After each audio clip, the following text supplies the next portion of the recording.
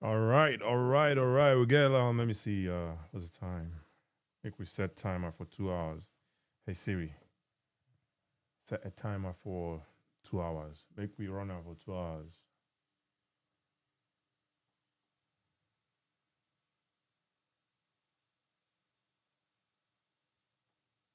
Hey Siri, set a timer for 2 hours.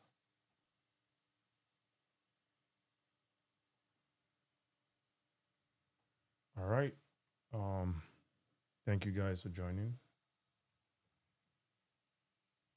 Let's try to set up Facebook and YouTube. I think YouTube is already running at this point, but let's get Facebook on board. And then we get our show started. Let's talk with our brothers. Let's talk with our brothers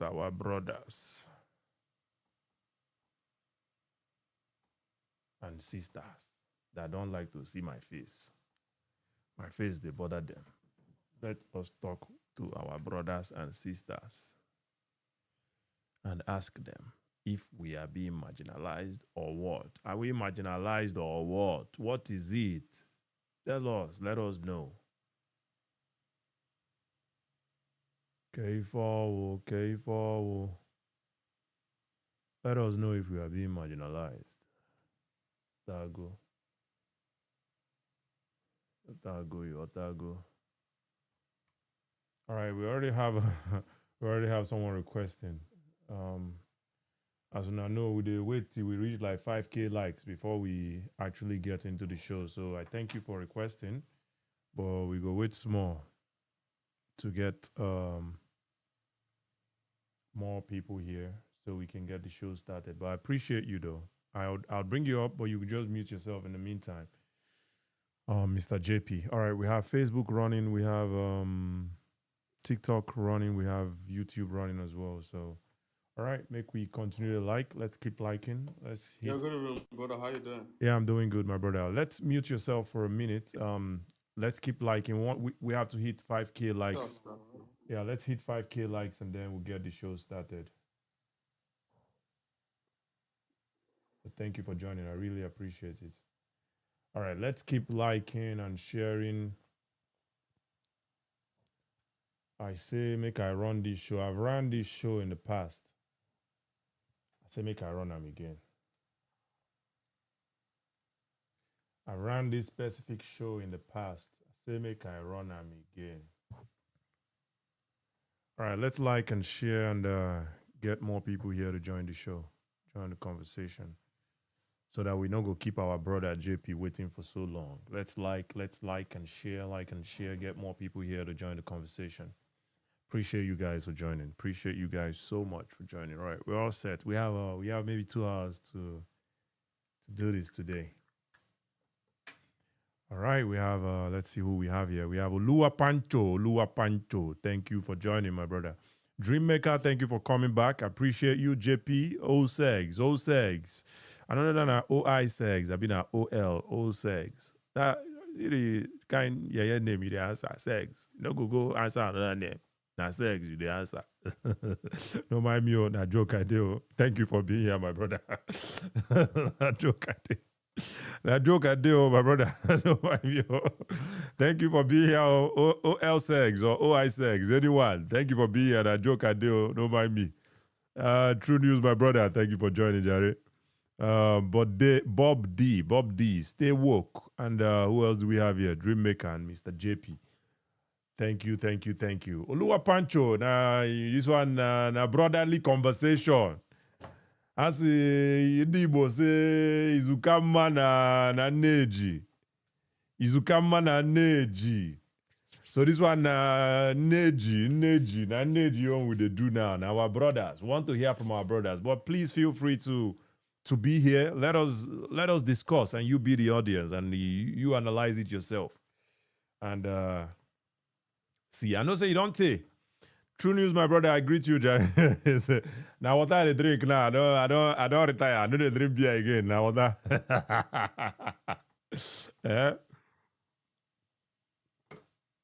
True News, my brother, I greet you, Jared. Thank you for joining. Let's like, and share and get more people here to join the show. Anyway, I know say I don't hold plenty shows on restricting it to just Igbos. I was going to do a different show today actually on this ADC matter. But I say make I talk to my brothers. The ancestors say I should talk to my brothers, so I'm talking to my brothers. We'll do that show. On this ADC matter so that we talk. What is going on with our country? Does Baba want to be the only one on? But anyway, that's a whole different conversation. Not today. But, hopefully I will hold that conversation very soon so that we'll talk about it. I greet you, my brother, True News. Thank you guys for joining. Let's like and share and get more people here to join the conversation. We will have a good show today. We're at 1,000 likes now, and hopefully we get to 5K likes soon and get the show started. We already have a guest. Mr. JP is already here. Make we no keep Mr. JP waiting for so long. Let's help him and like our show and get more people here so that we can get the show started. Let's help him and help me too. Help him and help me too. And get this show started. Kenneth Wachuku and Lufemi Joseph, thank you guys for joining. I appreciate you guys all the way from Facebook. I appreciate you guys for joining. Thank you. All right.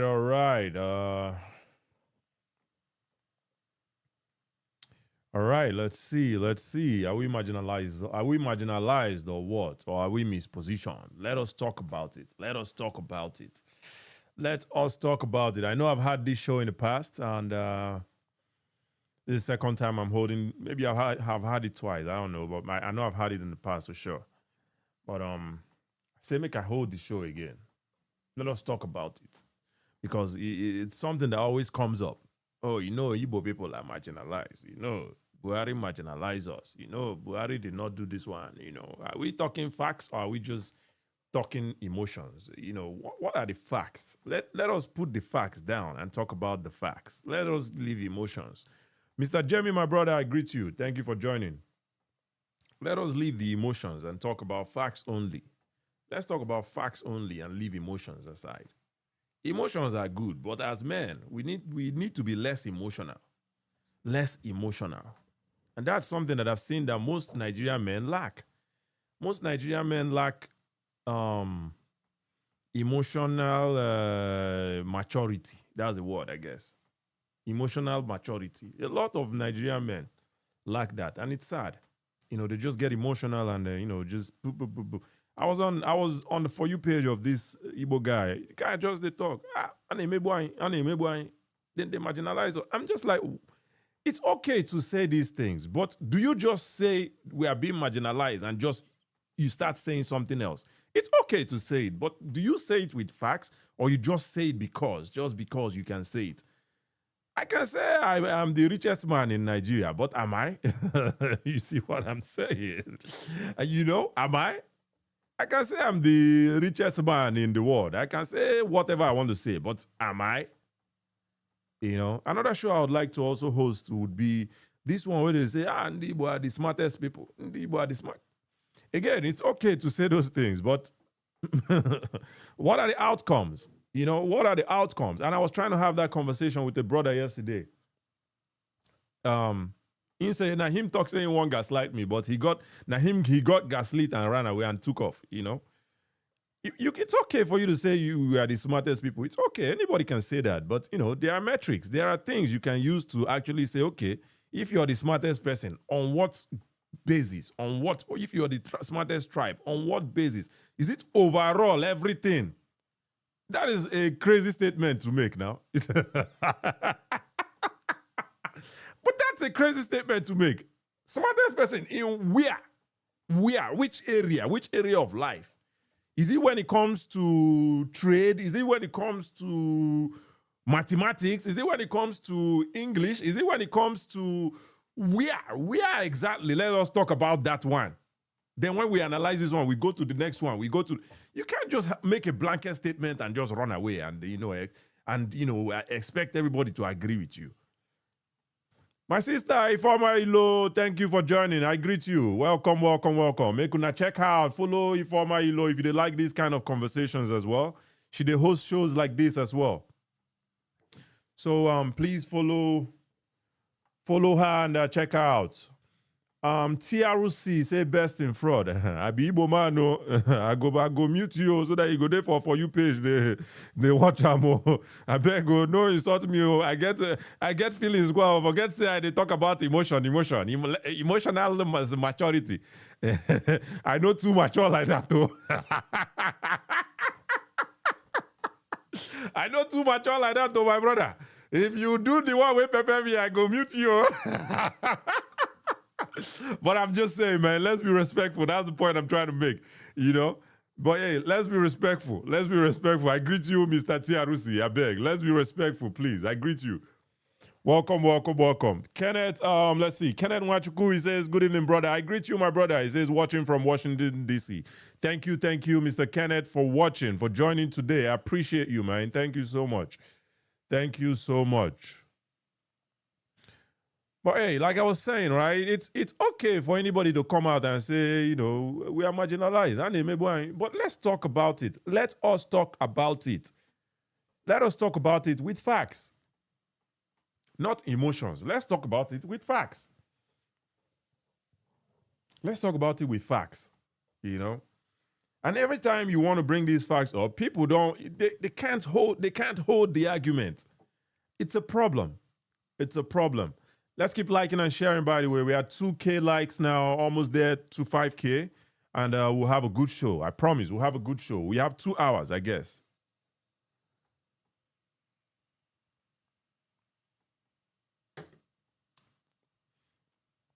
We have 2 hours today, and we'll have a good show with our brothers, our Igbo brothers, my Igbo brothers.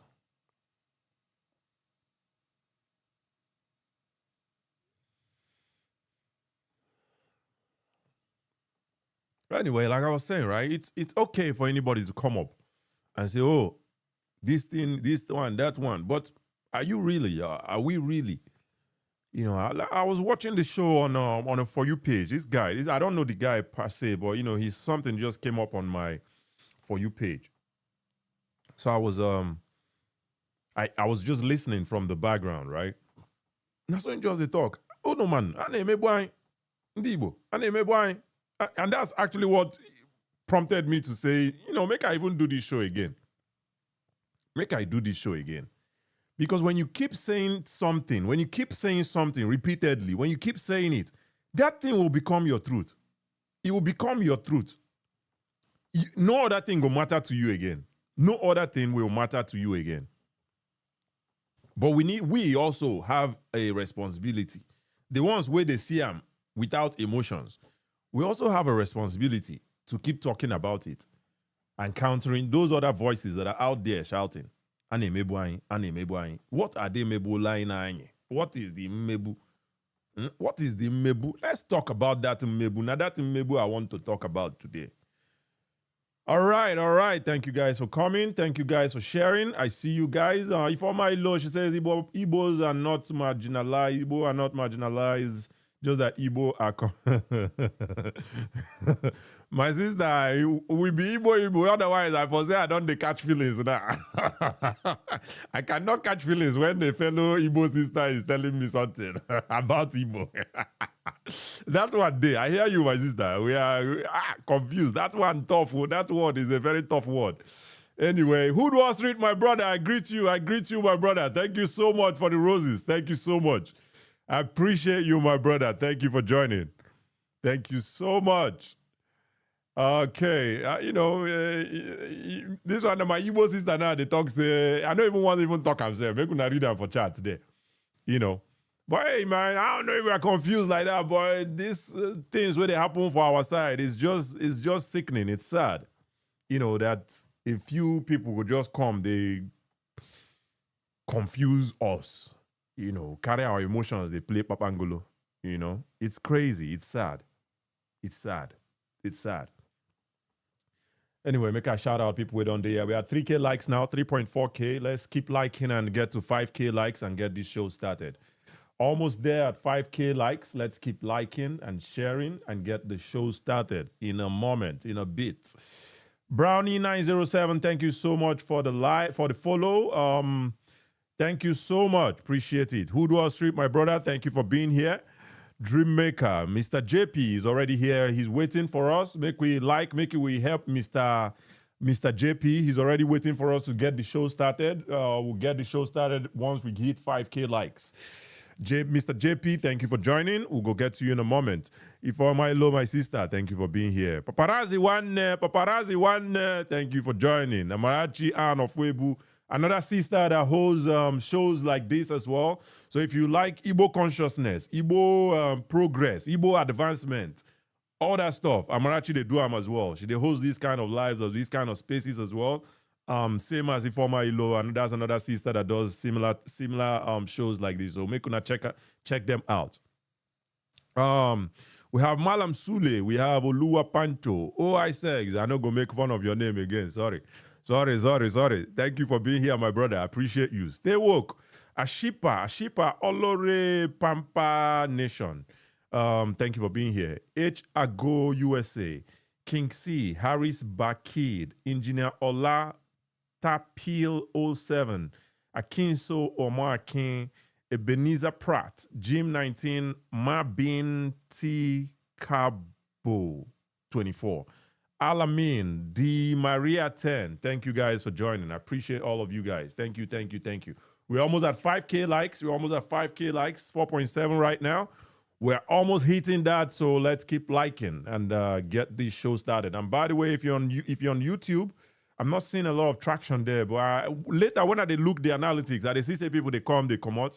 So if you're hearing my voice from YouTube and you'd like to join the show, please feel free to join us at TikTok. But if you just want to listen, stay where you are and listen. Same as Facebook. If you want to join the show and be like a guest, so the audience can hear your voice, you'd have to join us on TikTok at the Beer Parlor Podcast, and we can bring you up here so you can share your thoughts on this.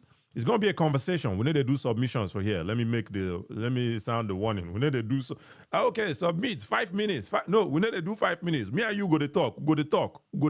That's so it be. If you say the one I know agree with, I'll counter. I say the one agree with, you counter. Now so we do the show for here. So let us stick with that. All right. I think we're at 5K likes now, 5.5K. Let's get the show started because I'm a man of my word. All right. Let's get the show started. Mr. JP, thank you so much for joining. Appreciate you.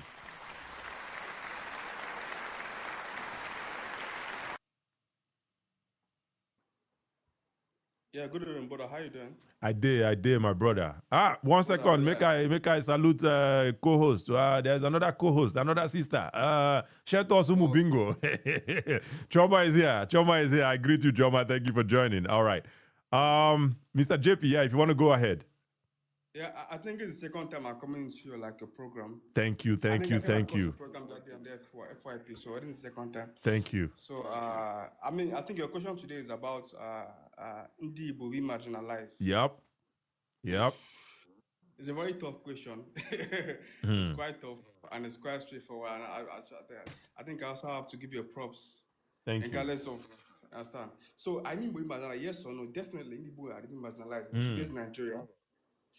And this is coming from someone who's, I think, as an Igbo guy who was born in Lagos, grew up in Lagos, lived in London. So I schooled in the East. I understand. So I think from whatever point I'm coming from, I'm being fair. Definitely have to be straightforward and less biased, regardless of whatever point I'm coming from. Yeah. Are you Igbo, by the way? I think, I'm Anambra. Anambra, all right. You said you schooled in the East. Where in the East did you school? You schooled in Anambra? Ibariam, 6 years. I did Ibariam 6 years. All right. So just your tertiary education there, not like primary, secondary. I did Ibariam Oka in 6 years. So I have a full note of whatever. I'm not talking from a place of ignorance. I'm I talking hear from a you. I'm place just of trying to understand your background. You said you lived. Did you say you lived in Ibariam, Oka, Abi? no. Listen, I was born and brought up in Lagos. Okay, I lived also. I did my tertiary education tertiary education in Ibariam. in Ibariam, Anambra State University, also Okay, known as Chukwemeka or the Megu University as of today. okay. Ibariam. So I also did live in London. I mean now also. But I think I'm coming from a place of being less. I'm not being biased in any way. No, no, So I'm no just trying to problem. We'll understand. Yeah, just talk exactly. about it. That's okay. If you're being biased, that's Yeah. okay. So If you're not being biased, that's okay. yeah. But let's talk No, about it. absolutely. And Igbo being marginalized. Absolutely, the Igbos are being marginalized. Like in Mm, today's Nigeria, okay. And in why do you say today's, so, though? I think I know they will have to be a little bit more frankly, Okay. because I think in the Igbo as a people, we seem to be a little bit more patriotic in the Nigeria system. Do you say Yeah, patriotic or absolutely. patriarchy? Patriotic. We Okay. seem a little more like we are Nigerian. We can live anywhere we want I to see what live. you're saying. We want to stay anywhere we want to stay. We want to do our best. So we don't care regardless of the outcome of. We're just trying to be survivors of whatever we think we're coming from. I don't know if I'm making sense to you. Yeah, you are. You are. Yes, absolutely. So we're just trying to be like, okay, we're just trying to live. When you go to the north, you go to Sabongari, Kano. I've visited there once. My uncle lives in Sabongari, in Kano. I don't know if you know Kano very well. I've never been to Kano, but I know the Yeah, but name there's a place called Sabongeri. I Sabongari. hear there's That's a like lot an of Igbo people there. Igbo-dominated Yeah. area. There's an Igbo-dominated area in Kano. That's like a massive, and I mean massive, I'm talking about like a massive Igbo area. When you get to where I grew up in Lagos, First Stack, Satellites, Amodofi, Alaba, those are Igbo-dominated area. So when you look at it in a more sense, you see that these are people who just want to live their life on a normal basics, regardless of. Absolutely. And but Yeah, so Igbo people living in other areas. How does that show yeah. that we are being marginalized, right? I mean, No, I'm not talking if about being mad. I'm anything, talking about no. if anything, one I'm second. trying to give you like a foundation of how everything comes to play in today's Nigeria. All right, but just hear me out on this, right? If anything, right, the points the statement, your opening statement of Igbo people living in the north, in the west, everywhere, it only shows that we love the country, that we are more, like you said, patriotic. It only No, shows I think that, you have to right? understand when it didn't start today. It started from somewhere. Okay. It's like a you didn't just start. No, anybody. I mean, it's been from the 90s. I'm talking about now. You're talking about now. It didn't start from now. Whatever is happening in Nigeria today didn't start from. It's starting probably from like the 90s. Okay. It's not like a today something. So it's not resonate from. We're talking about resonation from how the Igbo people have been. It's more like how am I going to say? It's more like a lineage stuff. How people have lived their life from I don't want to go down to the war, but at least we have to be specific. Okay, from the war, after the war, 1967, 1970, how the Igbos have been able to be integrated in different parts of Nigeria, regardless of how much I'm treated. All right. Let me come in here again, right? You're not. So you said absolutely. This is your word. You said absolutely, or these are your words. Absolutely, Yeah, Igbos are being marginalized. So Absolutely, I'm 100%. waiting. I'm really eager to hear where the marginalization is happening. It comes to, especially for some, I don't know where you grew up, but me, I'm talking from someone who grew up like in Lagos, Nigeria. Okay, I let's talk understand. about Lagos, Nigeria. What's going on in Lagos, Nigeria that makes you believe that Igbos are being marginalized? For someone who grew up here, it's a different scenario entirely. Seeing like, okay, you grew up in a specific environment where you have like a different people. Like you grew up in an area because where I grew up with, I didn't even know, to be honest with you, where I grew up in is an Igbo-dominated area. Okay. I didn't even know how to speak whatever language comes. Let me ask you, were Igbos being denied, like, was there like free school in the place you went to and they only give that? Hear me out. Hear me out, Mr. JP. Hear me out, Mr. JP. Yeah. Was there, because marginalization means that there's a deprivation of something that every other person is getting and a specific group of people are not getting. So I'm trying to hear me out. Let me just finish this. Let me just finish this. So you said you grew up in Lagos, and if you grow, you were saying like, if I grew up in Lagos, I would see what you're saying. So I'm trying to understand you, right? Growing up in Lagos, were there things that Igbo people, or other tribes were getting and Igbo people were not getting? Okay, I'm trying to talk from the foundation, but it's fair if we want to start going straight forward. Let's talk about the foundation. In your opinion, let's make it easy for you because I think you're more versed in the foundation, right? So because I'm trying to talk about the foundation because we can't just go straight to the. Let's talk about the foundation, Mr. JP. Let's talk about the foundation. Let's talk Because about the foundation. Where, okay. in your So opinion, where is the foundation?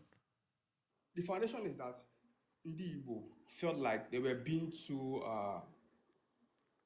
Ndigbo as a people felt like they were being too patriotic to a system that didn't accept them. They were being too ignorant to a system that didn't accept them. Yes, and so it just felt like set of illiterate businessmen who just felt like, okay, they were coming to a system, okay, just like they were coming to a trap of a certain people who have laid down a map for them to come into. All right. How could the system have accepted them? How could the system have treated them that they would have felt accepted? Does the question make sense to you? How could have the system? No, I'm talking about in today's Nigeria. Okay, well, let's go straight to forward. In today's Nigeria, Igbos are being marginalized in every sense of the word. Yes, that Ndigbo as a people are being marginalized in every sense of the word. In terms of the people that are in power now, yes, in terms of people that have, I don't know, it's beyond words for me because I have something I've experienced over time. So As someone you see how I'm trying to understand what you've experienced, but you've not been able to tell me. You keep telling me like a whole lot of stuff, like right? I said, it's beyond words. It's not something. If it's it's even not regardless of how much it's beyond words, right? You still could put it in words so that people would understand.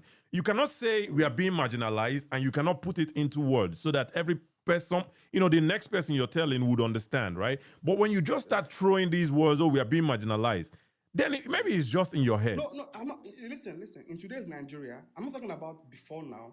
Definitely in today's Nigeria, Igbos absolutely. You don't have to be. It's not about all right. Where are Igbos being marginalized? I'm trying to understand. I'm trying to work with you, Mr. JP. Where are Igbos being marginalized? Let's talk about it. Let me talk.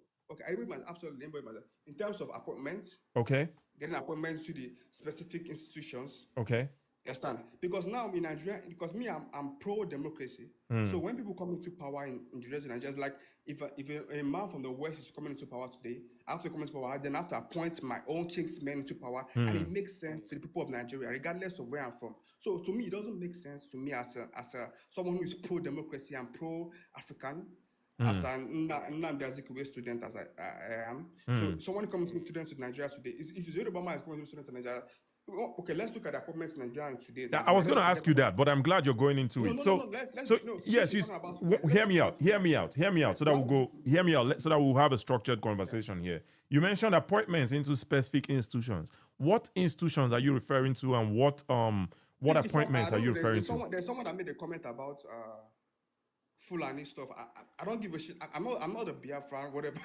Fulani, where did the person make the Fulani comment? I think someone made a point about calling people in government Fulani or whatever. I think so. Where? There's a comment. In this live? No, in this live, yeah. Someone don't read the me and you they talk now. Forget about you see how I'm focused on you. Focus on me. Maybe that's why you're not able to, have a good conversation here. Focus on me. Don't worry about the comment. No, and regardless of what you're saying, I think it's also a misconception of how people tend to see people like us that tend to care about our region and also being pro-Africanist and also pro-Nigerian. My brother, I don't think being pro-Nigerian or pro-African is a bad thing. It's not a negative. I don't think anybody would hate that idea. Be clear with me. I don't want you to be clear with me. Okay. This is coming from someone who I'm as pro-Nigerian as you can think of. In fact, I'm a student of the Nnamdi Azikiwe study. Okay. Yes, I'm pro-Africanist as you can think of. All right. My brother, Mr. JP, right? Let's not get into Pan-Africanism and all that good stuff, right? Let's get back to the conversation. You mentioned appointments into specific institutions that Igbos are being marginalized. How so? Which appointments and which specific institutions? Just give me 2 minutes. Let me make it clear. In today's Nigeria, right? I may interrupt you if you continue, deviating from the topic. I want to go to that as fruitful as you can. Okay, as today's Nigeria, right? Yeah. Who have a president from what region? Can I ask? Say that again. Say that again, please. The president of Nigeria in today's region is from where? He's from Yoruba. He's from Southwest. Okay, so 90% of his appointments are from where? I don't know the statistics, my brother, but I don't believe that Tinubu. I don't believe, but if you can prove it to me, then I would agree with you. But hear me out. I don't believe that Tinubu has appointed. I'm not in his ministerial appointment. And that is the question I want to answer. I want to respond to that question. Simple question. It is, and I'm telling you. Is it being are you going to hear me? Are you going to hear me out? I need you to hear me out, Mr. JP, so that we will not talk over each other, right?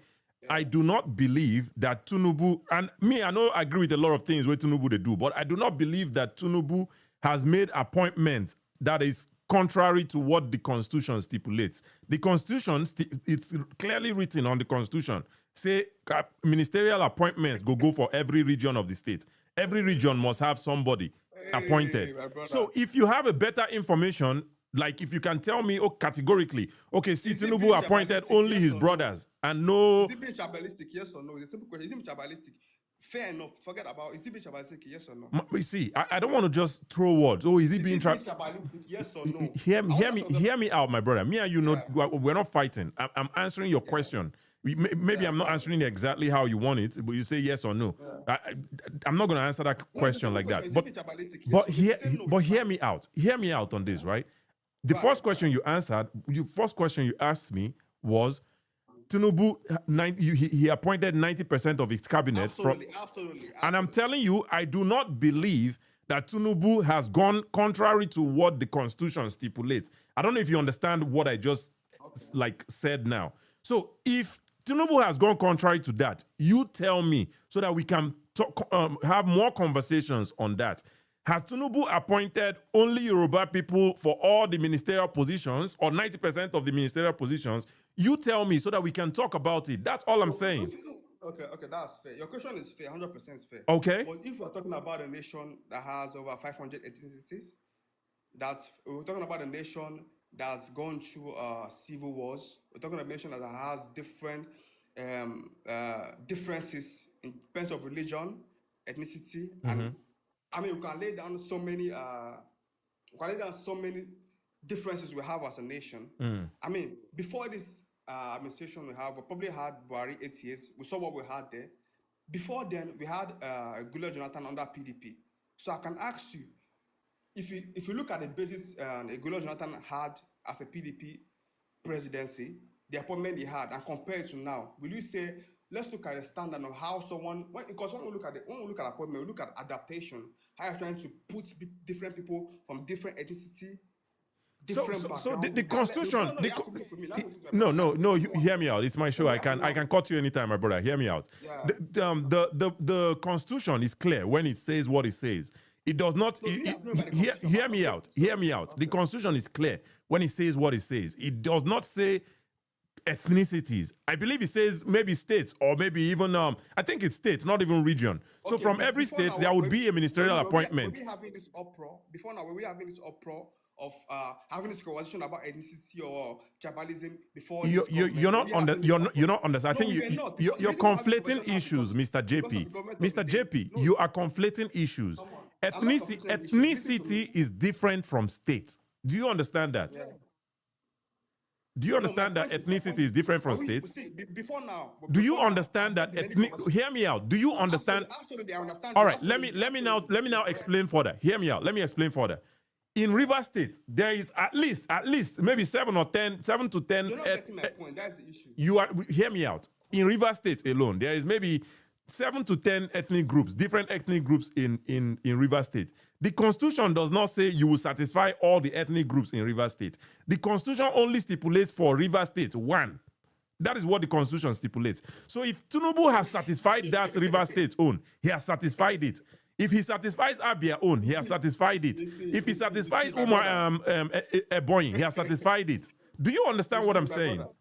My brother, I understand your point 100%. I understand you're trying to be 100% patriotic to your country, Nigeria, which is fine. No. That's not what I'm trying to do. I'm being logical and rational. That's what I'm being rational. See, this is coming from someone that is pro-African. I'm a student of Finland. It doesn't matter if you're pro-African or not. You stop throwing that. Stop throwing that word. You being pro-African does not mean. You can't take a word from it. It does matter. You being pro-African does not mean that. It does matter. It doesn't mean that I should take everything you say.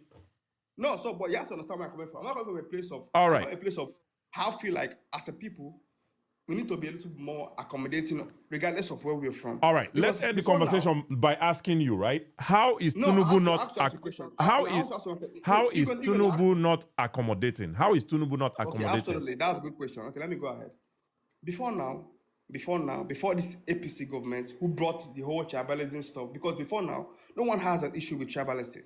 before during the Ebele Jonathan administration, I don't think anyone has an issue with anyone coming from any. Nobody gives a fuck about where you come from. It was just about Nigeria fighting for the progress of Nigerian people. But now we had a government of the APC government who came with absolutely a tribalistic motive to divide Nigeria, to conquer Nigeria with their own motive. It was a simple template. Everyone has, you can see, forget about, I'm not coming from a place of, I don't give a fuck who leads the government. All right, let's the fuck make Okay, TikTok I don't give no. a F, Yeah. I don't give a F, I don't give a F who give, my point is, the government before now, at least they will be more liberal in terms of accommodating people from different. They don't give a F of who come from different Mr. tribes. JP, I'm going to cut you again and just round up the conversation by saying I know you feel a type of way about the APC government and the way the appointments are going, right? And I understand that you prefer the way the appointments went when it was Good Luck. Yes, absolutely. I'll tell you the difference. I'll tell you the difference. Good Luck gave most of the juicy positions to Ndigbo. So what are we complaining about, right? What are we complaining? Hear me out. Hear me out. Hear me out. How many percent of them? All right. We're talking about percentage. Tell me how many percent of them. If you're talking about percentage.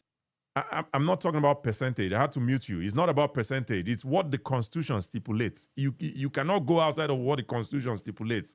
He's satisfied what the Constitution stipulates. Tinubu is doing, he's satisfying his own, but he's giving the juicy ones to who he wants to give it to. It's not illegal. It's allowed. It's what it is. Do you like it? No. Do other people like it? Yes. When Good Luck did it, you liked it, obviously, and you've emphasized that a few times. You liked when Good Luck did it. He gave a lot of these juicy positions to Ndigbo, which I liked too, right? I liked that too. But we're not the only people in the country. I ask a simple question. All right. In today's Nigeria, in Jonathan time, how many percentage of appointment was given to Ndigbo? How many percentage? It is not percentage, my bro. You're not. I need you to take away something, and we're going to end with this. I need you to take something. I'm not taking away anything anyway. All right. I need you to take away something from this conversation, right? It is not about percentage. It is what the Constitution stipulates. You cannot go outside of what even Buhari satisfied what the Constitution stipulated. You might not like it, but he did satisfy it. It's what it is. I need you to understand that. So why you compete? Okay, so why you trying to make because now you're on live trying to explain why are you trying to explain to us what the Constitution entails? Why are you trying to explain to us what the because you clearly don't understand it. That's why I'm trying to explain it to you. Because before now, no one gives a fuck about. Everyone was no. All right. Before APC, everyone is going about their businesses. All right. No one cares about because now you're trying to explain yourself. Means that there's something going on. I'm not explaining. I don't work for the government. What am I explaining? I'm explaining it to you. You have a platform. All right. Before Nigeria, bro. All right. The conversation is not going anywhere. Unfortunately, Mr. JP, we would have to drop you and move forward with the conversation at this point. But I appreciate you for joining, though. But again, like I said, I need you to take something away from this conversation. It is not about percentage. It is not about percentage. It is about what the Constitution stipulates. Constitution of Nigeria say every state go get minister. It's what it is. Tinubu has satisfied that. You might not like how he satisfied it, but it's what it is. It's just what it is. When Buhari doing own, he satisfied it. When Good Luck did his own, he satisfied it. Do you think some people were not pained at the time? Because you like them, no means say some people were not pained. It's what it is. It's what it is. Anyway, thank you, Mr. JP. I appreciate you for joining. But the conversation wasn't going anywhere, so I had to drop you at this point. All right. This na Izukama na Neji, na we dey do. Izukama na Neji. We are talking to ourselves. So my brothers, I see some Yoruba brothers here.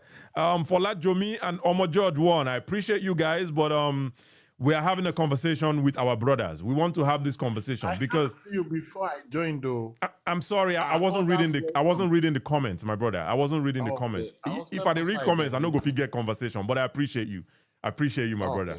All right. It's time to go there. Thank you for joining. I appreciate you. All right. Fola Jomi, I also see your name. Unless you be Igbo man, I'll leave you in the moment. Unless you're an Igbo man, then we can have the conversation with you. Otherwise, Igbo people will get the conversation with today. So thank you for joining. I appreciate you. All right, Mr. JP, I'm going to bring you, but I'll need you to mute yourself, please, so that we're not going to have a rowdy house. I'm going to bring you up. When I go through the list that we have here, then we can have a conversation again if you would like to. But in the meantime, please mute yourself. All right, thank you for joining again. All right, make we continue to like and share. And I see 2 people followed me. I can't find them, but I thank you for the follow, guys. If you haven't followed me yet, this is a good time to follow me, by the way. I appreciate you. Anyway, Emeka Adams, he said, add me. You have to request. I know Sabia to add. Please request Emeka Adams. Please feel free to request. Fatimore, he says, okay, I'm not going to read that one. Fatimore 410. Let's be respectful, please. All right. Sheto Osumu Bingo is doing her own. I know we'll get to Sheto Osumu Bingos very soon. Anyway, Emeka Adams, he says, okay, everyone must not agree with you. Yeah, absolutely. Everyone must not agree with you. I agree with you on that. You didn't align with APC government and you want juicy position despite that Tinubu has bent. Absolutely. Tinubu give us SEDC. That's Mark Okoye man. Then carry money, give that man. Then carry him, they do conference. Anyway, yeah, Tinubu is bending small. He's bending small. Anyway, Omo George, JP, are you in the mind of everyone else? I thank you guys for being here, my brothers. Let's keep liking and sharing and get more people to join the conversation. All right. I'll get back to the chat in a moment, but make I just salute people who are still there here in the time being, and then we go from there. Amarachi, my sister, thank you for being here. Hoodwall Street, my brother, thank you so much for being here. Choma Marilis, Strategy Sis, thank you for being here. Sheto Sumu Bingos, that is our new title. Dreammaker, thank you for being here. Ifomailo, my sister, thank you for being here. JP Halfway, my brother. Paparazzi one, thank you for being here. Blessed man, Emeka Adams, we just brought you up. We'll come to you in a moment. Please mute yourself. Thank you for joining. I appreciate you. Isaac Nice, Malam Sule, Fatimore, T1, Olasic, say I never still learn how to pronounce her name. Anyway, thank you, my sister, for being here. Oluwa Pancho, Bob D, Tyrex, Afunwa, Elotana. Thank you. Ifanye Kemezie, all the way from Facebook. I think he joined us from Facebook. I see your chats for Facebook. I see your name for your TikTok. Thank you so much, my brother, for joining. Thank you so much. Make I give you a round of applause. Because I know say I always see you for Facebook. So appreciate you for joining us on TikTok today. Thank you so much, my brother. All right. OI6, Igor001, Igor011. Thank you, my brother, for coming back to the Bia Palo Show. Akin Omo Akin, Starman Alpha, Star Woke, Augustine Oyeye, Rilson, Leventis, Victoria by me, Oboli Friday, Omo George, my brother, Hola, Engineer Ola, Nick Brown, and all the other beautiful people that are here. And let's go to Facebook. Kenneth Wachuku, we have Ifanye Kemeze on there as well. I appreciate you guys. Thank you so much, guys, for being here. All right, let's get back to the show. Shout out Sumu Bingos. Let us hear Choma Amarilis. Sorry, Choma Amarilis. Thank you for joining, my sister. Thank you for joining. Catchy, my brother, I greet you, Alasik, and everybody else that is waiting and not going to sleep because of me. Thank you for being here. Appreciate so I'm going you. to answer the question first. Marginalized or mispositioned? I think that by the end of this room, what I'm hoping that we'll be able to achieve is, number one, an articulation of what the word marginalization actually means.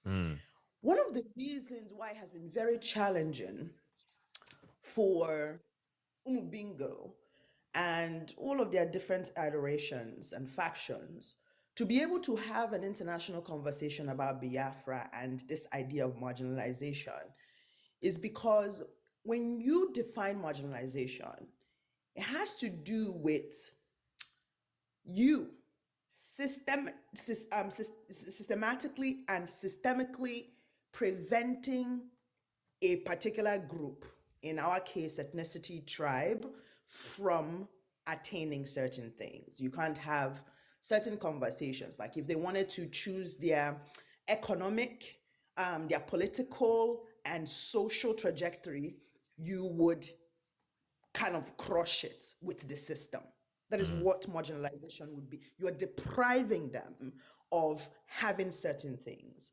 One of the reasons why it has been very challenging and why we always resort to all these Christian persecution is because when you look at it, number one, you are a major tribe. I know on this stage one day somebody said we were a minor tribe, but we are not. If you go to the southeast, you have already self-determined by leading yourselves. There is no southeast state that is being run by outsiders. Every single person, from the governors to your council member, is an Igbo person. Okay, so it means that in your region, in your zone, within the 5 states that you govern, there is no system, i.e., Nigeria. Want to call it contraption, want to call it zoo, but it is not preventing you from doing anything. It means that when you want to elect your leaders, nobody's telling you that you need to, put a Fulani person in charge or put, what am I even saying? As an NBC person, I can't go to Ebony State and go and be governor there unless I really have business there, right? So these are the things that make these conversations become confusing, because in the past 10 years, or maybe let's be more historically accurate, in the past 26 years, these conversations around Biafra and Ethiopia here, Ethiopia here, if you put one leg in Nigeria, and you get appointments, Obasanjo will give you appointment, but you'll be on one side saying, oh, we want Biafra, we want to mass up everywhere, we want to scatter everywhere, we want our freedom, we want to be liberated, marginalization.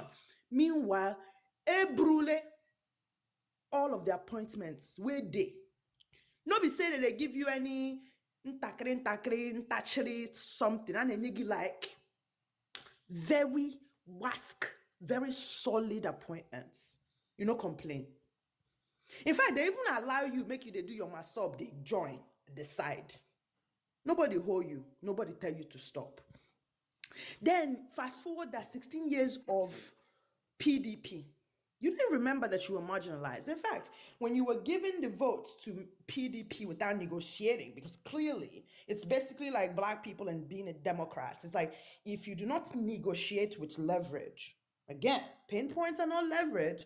I know you feel aggrieved and how you feel, but if you do not have leverage and you carry your votes as a block and you continue to give a particular party, and then you're not diversifying, you are not scattering your people where we say, you where don't claim, say you be Republican, you be egalitarian by nature. You back all your team, put them for one side. When everybody they enjoy with the appointments, when they get all these our high people their appointment, nobody complained about marginalization. Okay? Then good Jonathan comes and say, free, oh yeah, you get an appointment, you get an appointment, you get an appointment, you get money everywhere, money. That time when you go to Nigeria as an Igbo person, no more, you go call this minister, call this contract will not work as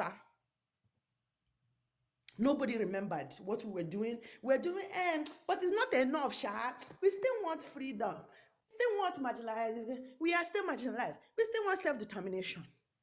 And I call that Kondingbu.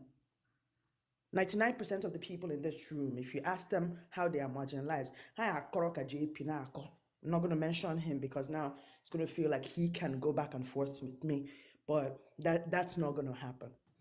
We wasted the past 20 minutes here going in circles. It is because the average Igbo person who's born in the past 3 decades has a different conversation in their head about what is real or not. So let me now elevate the point he was trying to make but failing woefully in. The fact that you have diversity and you have upward mobility as an Igbo person to go to any place in Nigeria is a leverage. It's just a leverage that you have not reasoned well, articulated well, positioned well, packaged well to use to spread your wings. Instead, what you're doing is forgetting that there is no other tribe in Nigeria that has done one Nigeria more than us. Yes, that is accurate. However, your conclusion is flawed because you forget that the fact that you as an Igbo person, as Mbise, if you want to sell slippers, open factory for Mbise, they say no, you go to where they say no, you go to Ebony in Asemba, Ije Port Harcourt, Ije Asaba, Ije Lagos. There's no other tribe in Nigeria that does that. There is no other tribe in Nigeria that does that.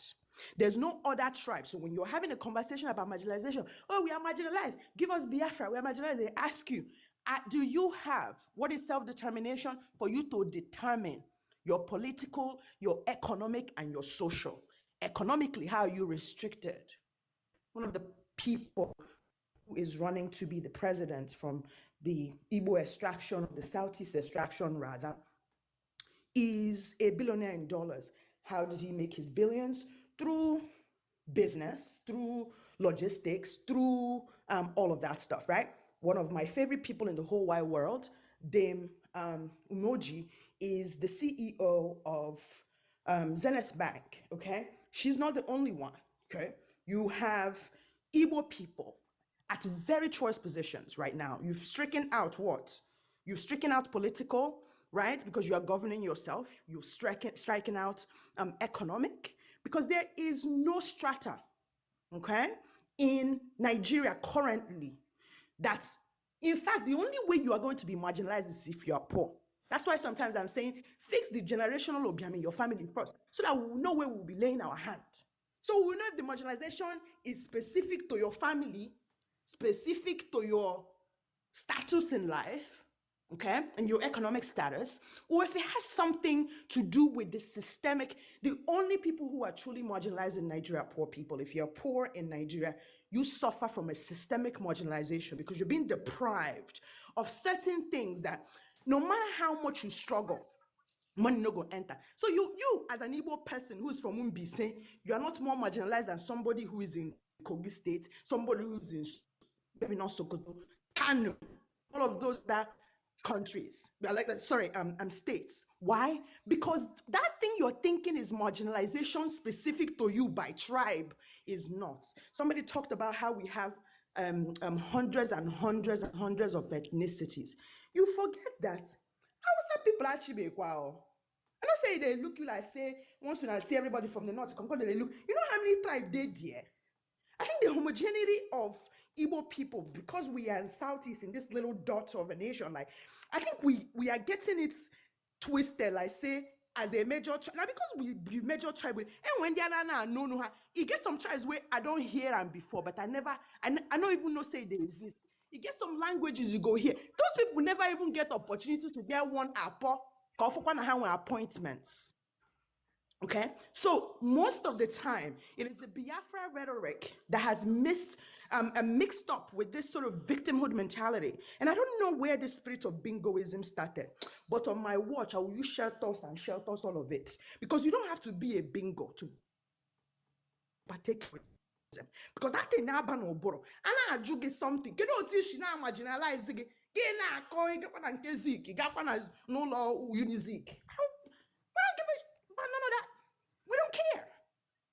How are you being marginalized? Ichoi mama marginalization me. Omo follow me to Banana Island, man. The only marginalization there is if your tax bracket is not tax bracketing, you not go enter into that motherfucker.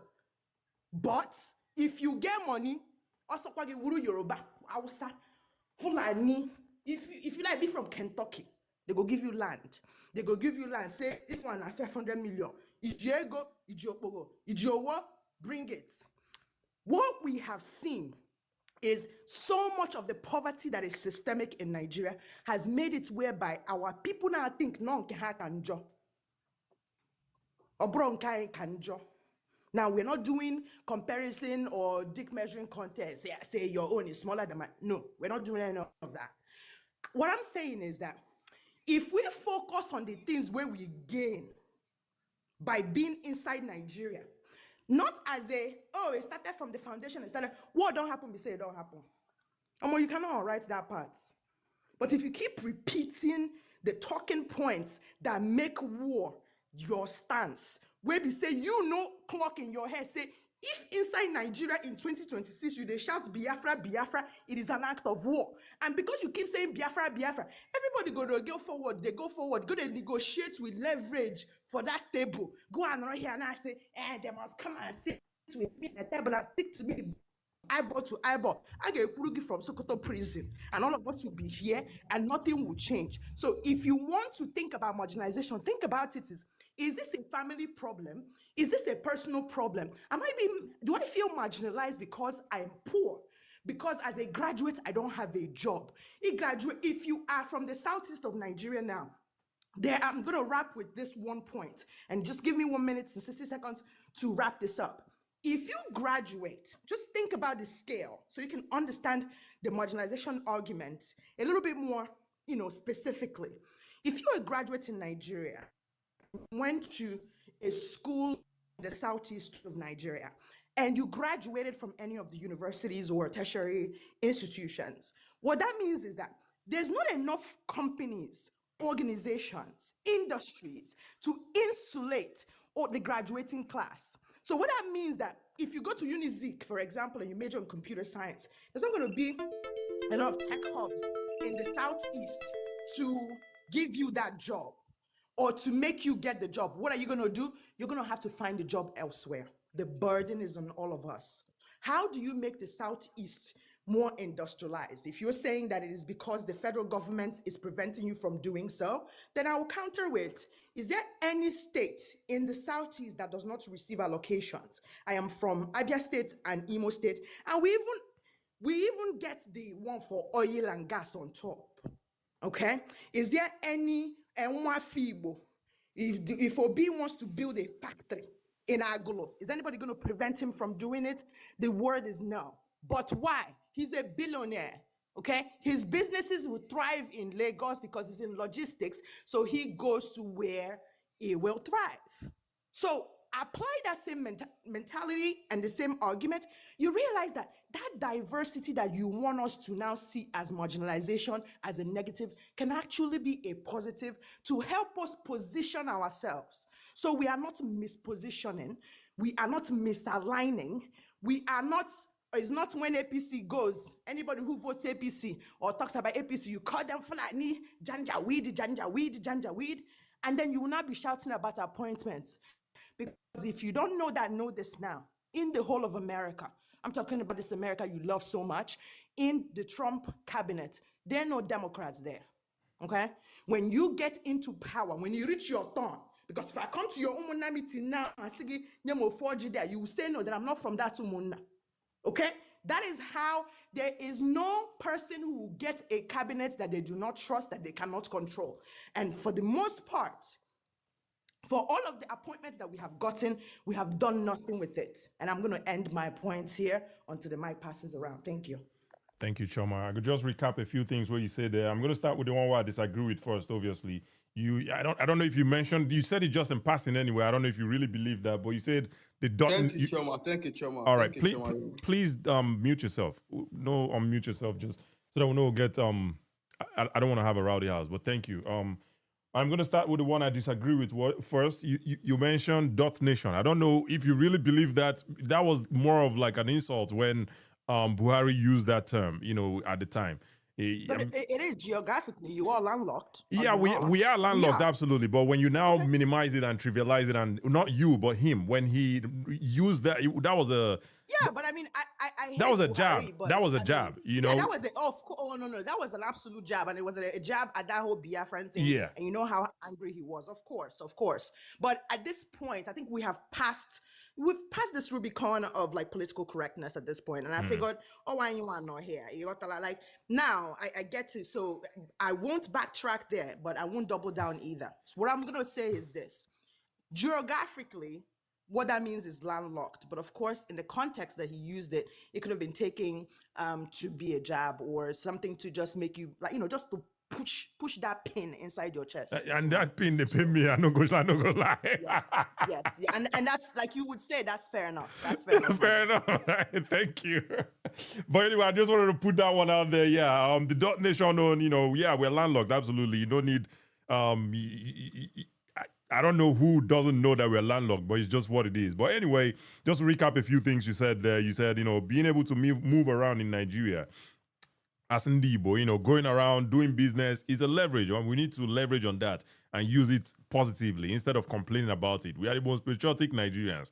But instead of us to take it as a leverage, instead we complain about them. It's just ridiculous. That's a good point there. You also mentioned only poor people in Nigeria, are truly marginalized. You cited Banana Islands. The only thing where they get one black guy they follow for Instagram. Hope, what's his name now? Hope something. I forget his last name. But anyway, he's a financial person. He always talks about the only color that matters is green. Hope Hope what? Shit. Anyway, Hope something. Hope something is his name. He says the only color that matters is green. So, that's just to put on the point you said there. Only poor people are in Nigeria are marginalized. When you go to Banana Island, no matter where you come from, as long as you get the 500 million to buy land, that's all they're looking at there.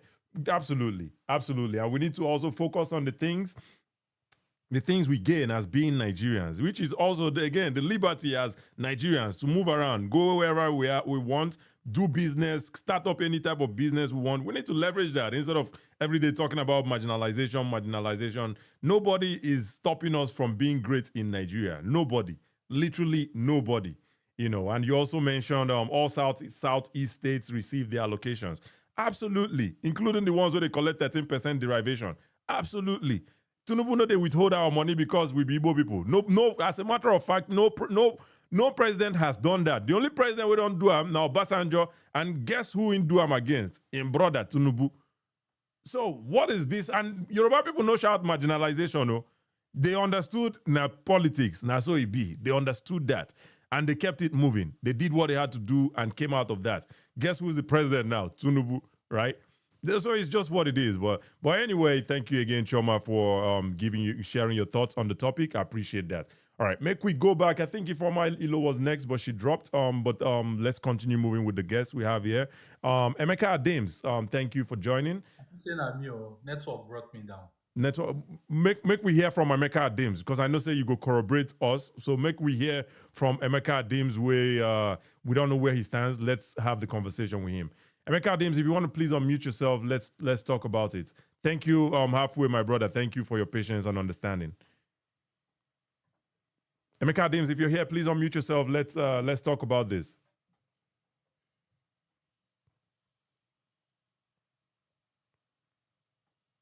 Emeka Dames, can you hear my voice? Please unmute yourself and let's talk about this. Okay. Can you hear my voice? Yes, we can hear your voice now, yeah. Good morning, my brother. Good morning, everyone. Yes, good morning. You talk about why I come up is because you talk about marginalization. Yes. You were asking where are they marginalizing the Igbo people. Igbos. Good. That is why I come up. I want to point out a few places that are marginalizing us. Number one, if you come for education, before Igbo man will get admission in the university, there's a score point you will have. Other states doesn't have that score point. That's not true, my brother. That's not true. Which university are you referring to? Which university are you referring to? Every higher institutions in Nigeria is the same. That's not true, my brother. That's not true. It is true, my brother. Tell me which specific university are you talking about? Let's talk.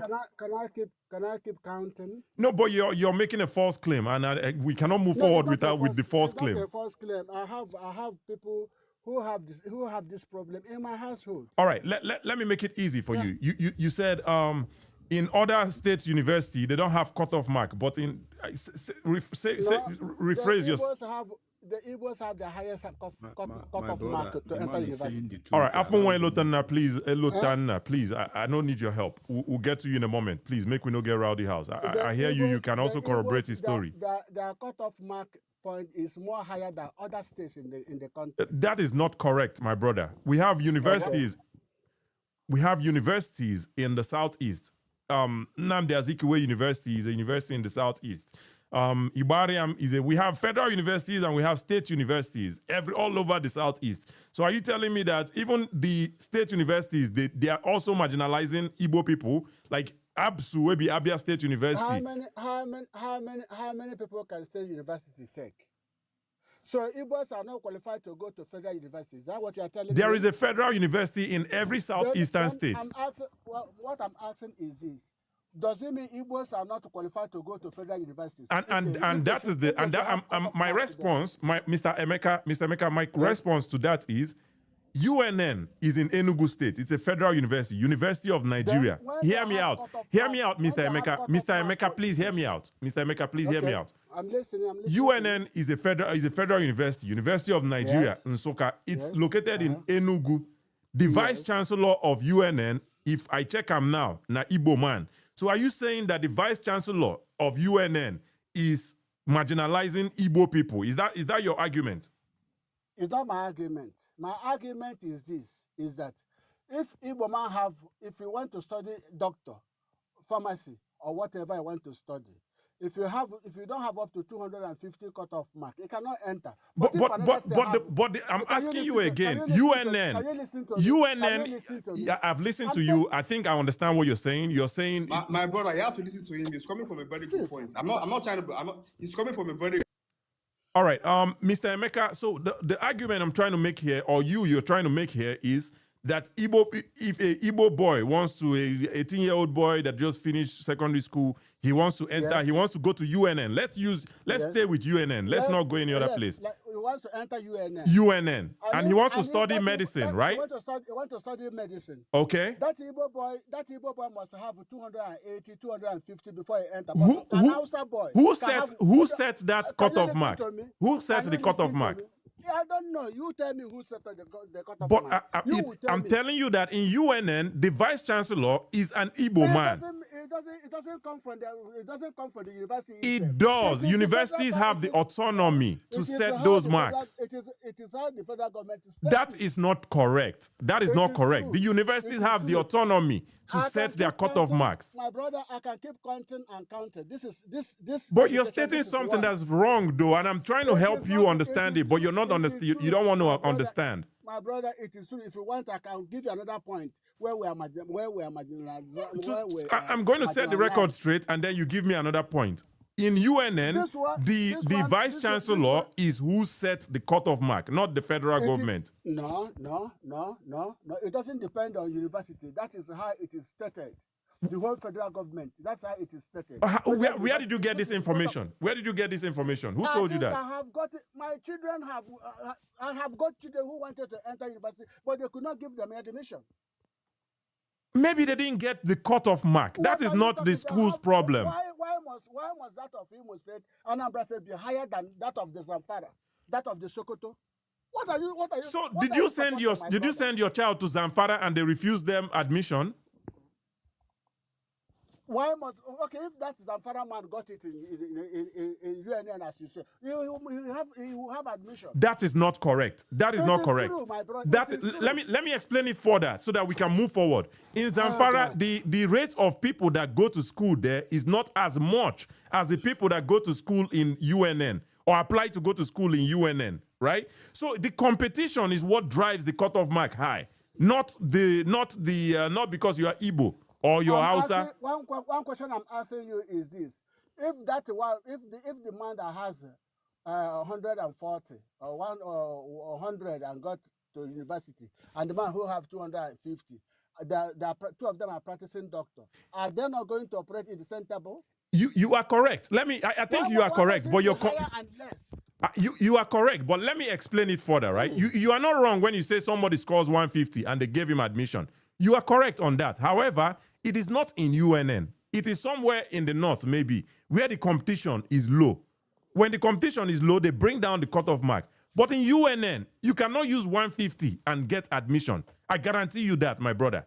You cannot use 150 and get admission to study medicine in UNN. I guarantee you that.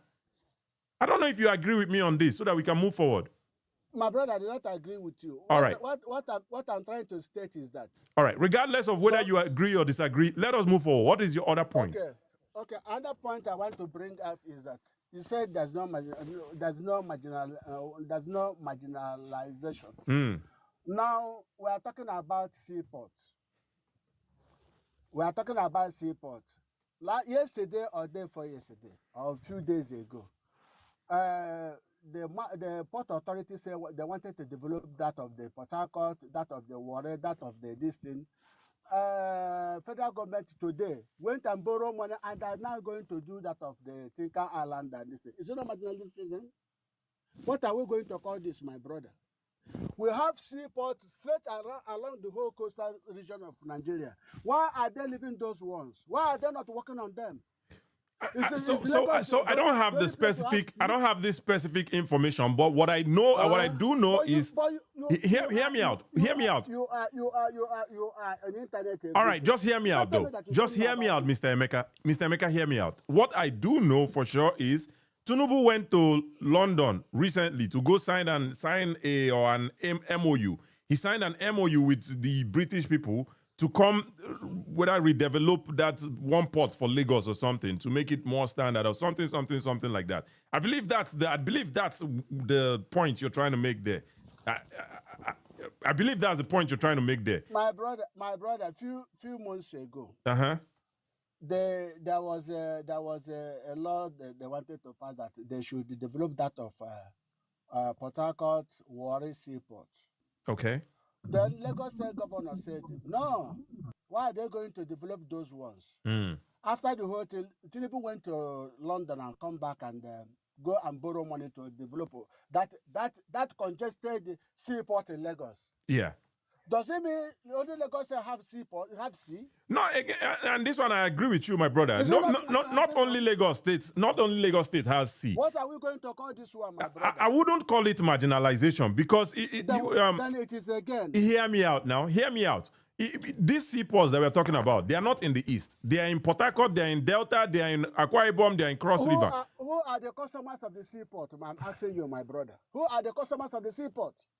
Can you tell me the tribe that owns it? Who are the customers of the seaport? Who? Tell me you. I mean, the Nigerians be the customers now, but I don't know who would be the customers. You tell me, who are the customers? Make they talk truth. You tell me, who are the customers? I said the Nigerians, you tell me. The are the Igbos. They are the main customers of that seaport we are talking about. You can't tell me that you don't know. Listen, I know that Igbo people are majorly into trade and they do a lot of importation. Hear me out. Mr. Emeka, we're not here to overtalk each other. Just calm down. Me and you know the fight. I understand you might be a little bit angry, but calm down so that we'll have a good conversation, right? Just calm down, please. I understand that Igbo people do a lot of importation. I understand that. It doesn't mean that other people do not import as well. Like, I watched some videos recently. One Igbo guy in China, he was making videos. He said, in the Hausa, they don't come China, they import goods. In the Yoruba, they come, they import goods. I said, I don't know if this is a fact, but someone on my show the other day said the chairman of market people in China or something like that. I don't know how true this is, but someone said it on my show the other day, that the chairman is a Yoruba person. I don't know how true it is, but someone said it. So if the chairman of market people in China is a Yoruba person, doesn't that tell you that Yoruba people are also importing? There are also exports that are being made. Dangote has a refinery. He does import and export as well. He imports crude oil. He exports refined products. So not only Igbo people use ports in Nigeria. Can you listen to me? Okay. They are angry. Can you listen to me? Go ahead. Now, we have two seaports in Lagos that is existing now. Okay. Every day, the problem, what we hear in Lagos is go to the east and develop your east. Go to your east and develop your east. Go to your state and develop, leave Lagos for us. Now, is it not high time to cure this illness? Open that seaport in Port Harcourt. Open the One seaport. Open that to Warri on. That place are closer to Igbos. They leave that Lagos for them. Let me ask you a question, right? Mm-hmm. Are you a you the sell market, as in you get short, you be business person? I'm a businessman, yes. Okay, you do import and export? Yes. When you import, where you they sell them? Where you they sell them? Lagos, because of the. All right. I take my goods to Lagos. I'm not living in Lagos. Hear me out. Make I finish here, right? So if you're an importer, you they import goods from China and you sell it in Lagos. You sell it in Lagos for one reason. The market is there, right? No, it's not. No. Why my goods goes to Lagos is because there is no seaport in the east. No. It's not the reason. It's not the reason. The reason your goods come to. Hear me out, my brother, Mr. Emeka, right? If your business is in Onitsha, then we would have had a different conversation here. But your business is in Lagos because you sell in Lagos, right? My business is not in Lagos. I clear my goods in Lagos because that's where the seaport is. Where you they sell your market? When you bring your goods, where you they sell them? For east, now they sell my market. Okay. Your case is hear me out. Oh my goodness, Mr. Emeka, help me out. Can I explain to No, you? help me out. When I start talking, you need to stop. Just help me out so that we don't go. They get this frustration here. When I start talking, you please stop. right? Okay. You are part of the smaller percentage of or group of people where if they import, and I'm not saying Onisha market is a small market. I'm not saying Area market is a small market, but still, it's a smaller market compared to the market in Lagos. So the majority of people where they import goods come from Lagos, then they sell their goods for Lagos because the market they for Lagos. So imagine that seaport now. Let's close. Let's say I snap my finger. All the seaports for Lagos are not working again. They are now the one for Asaba, the one for Delta they work. The one for Calabar they work. So these guys where their business is there for Lagos, they go now ship their market, begin the transport, and they go back to Lagos to go sell market. I don't know if you see how this economics is not working, right? Can I talk, my brother? Yeah, Can go I ahead. talk? Okay. But please If you- respond to what I said. Don't just go off and start saying something else. That's what I'm saying. Yeah. If you want us to, if like the saying, go back and develop the East, go back and develop the East, and the man in area market, the man in Ochenja, the man in Onitsha, the man in Nnewi want to clear his goods, he come to Lagos. That brings a crowd in Lagos. If that of the Port Harcourt is working, the Nnewi man, the area man have no business with Lagos. By the way, Port Harcourt seaport is working. Ibeto get seaport for Port Harcourt. One port they work. So I don't know where the idea of if that of Port Harcourt is working is. It's working. Which day it started working? If I may ask you. Even if not yesterday, even if not tomorrow, you go start the work. It's working. Why not use this money and develop this part of this seaport? Mr. Emeka, there are two seaports that are working in Port Harcourt, in River State as we speak. One, Ibeto get one, our brother. Another one day for One. Two seaports are functional in Port Harcourt. They are not functioning. How much are they using to clear goods today? How much are they using to clear in Lagos? Are you saying they are not working or being that the money be your problem? Which one is what is your argument? Is it the same thing? The money to clear there and the money to clear, is it the same thing? I don't know. I don't know what the amount is, but I'm asking you. You say it's not working, Mr. Emeka. You said it's not working, and the money to clear is not the same. Which one? So that we'll go talk about them. Are you saying it's working or it's not working? Now, if you say the Ibeto or the Mr. Emeka is on airport working? I'm coming. No, I want a yes or no before we move forward. It's not working. On airport is not working. Yes. I think you're being very dishonest. I don't know if we'll go even fit continue the conversation. On a seaport, they work. If you want to drop me. But what I'm telling you is the fact. No, you're lying. All your claims are false. You started with the university claim. It's false. It's true. All your claims are false, Mr. Emeka. The other man wanted to talk, you jot him down. Absolutely, because he's interrupting. He's interrupting. But anyway, Mr. Emeka, if you want to drop me, all right. No problem. Thank you so much. I don't see where the conversation is going anyway. So, but thank you for joining. Your claims were all false. You started off with your false claim of, say, person get 150, get admission. Another person get 250. They no give them admission. Yes, you're correct, but you're conflating. They mix up the whole thing. If person get 150 for Zamfara or Medugri, then go give them admission. If Igbo man gets 100 for that same Medugri, then go give them admission. But Igbo man no fit get 100. They no born you where. Even Yoruba man no fit get 100 for go get admission for Unilag. What are we saying? And you're so close-minded. You're so close-minded that you don't even want to understand that I'm trying to point you to the right direction. You don't even want to understand. Yoruba man no fit use 100 or 150 get admission for Unilag. Let somebody tell me that I'm lying.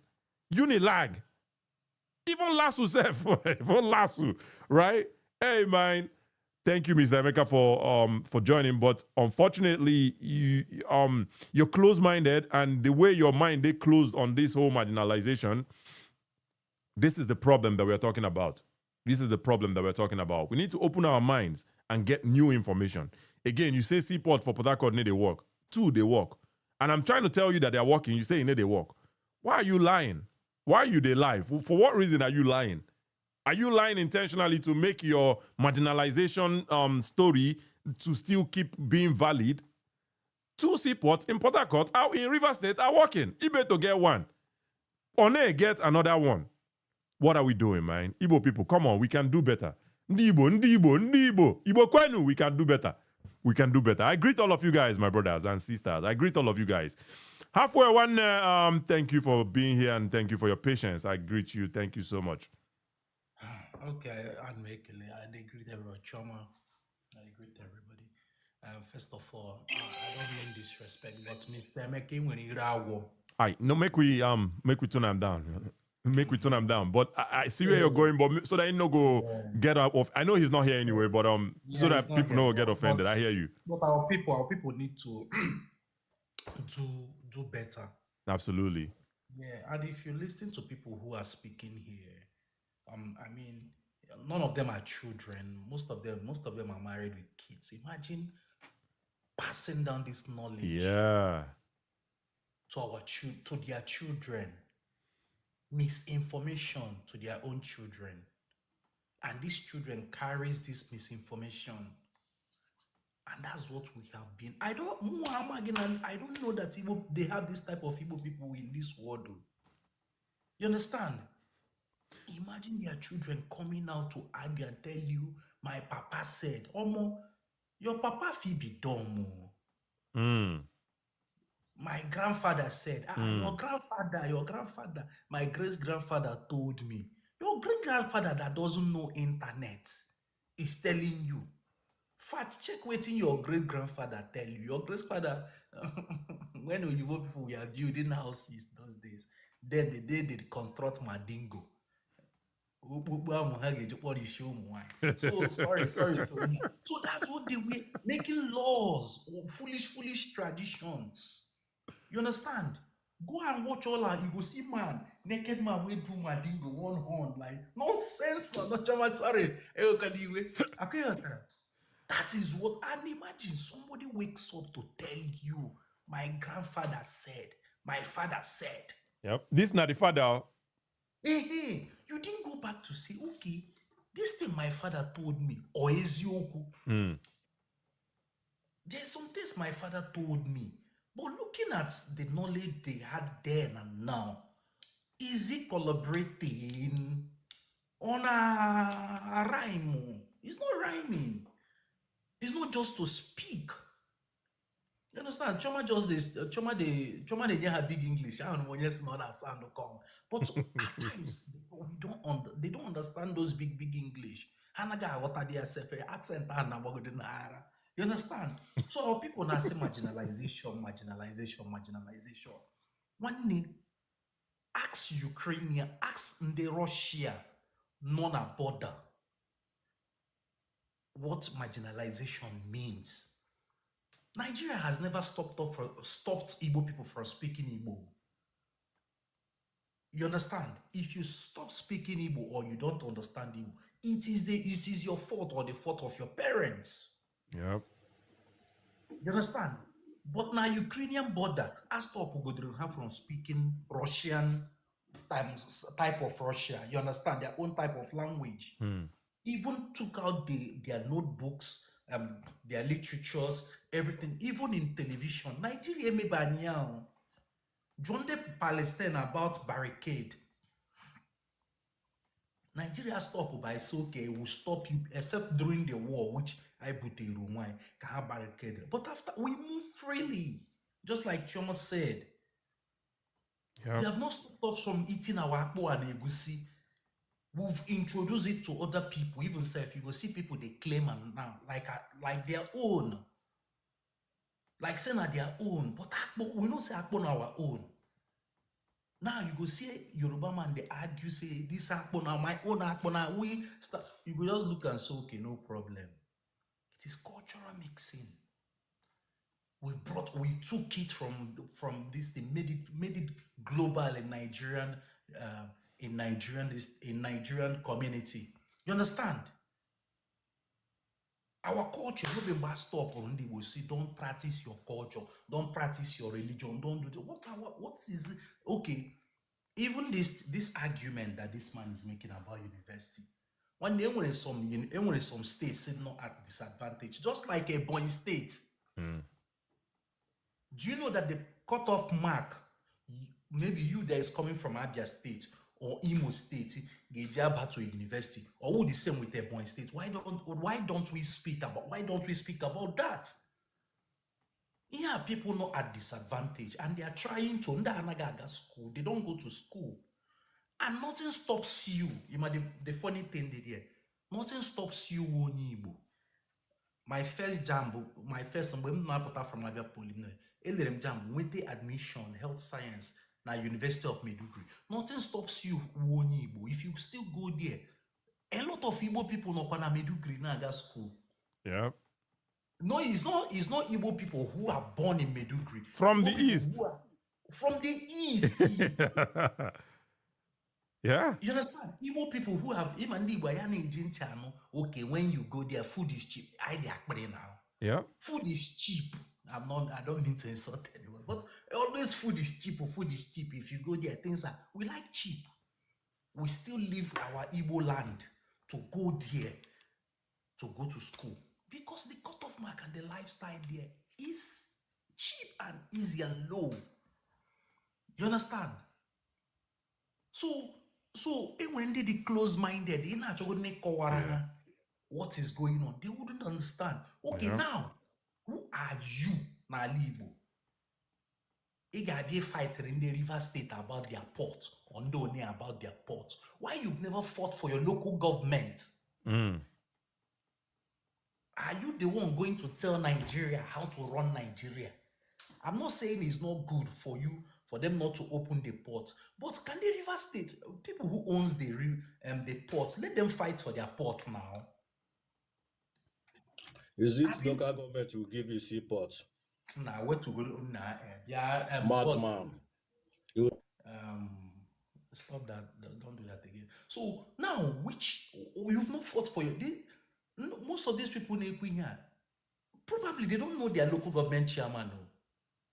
They've never for one day fought for their local government, give me good road, but they will come out here to fight for seaport that is functioning. And they will tell you, no, only Lagos, blah, blah, blah. And you sell in Lagos because every market is not there for it. Yep. You understand me? So my brother, at times, let's understand them. Most of them don't understand them.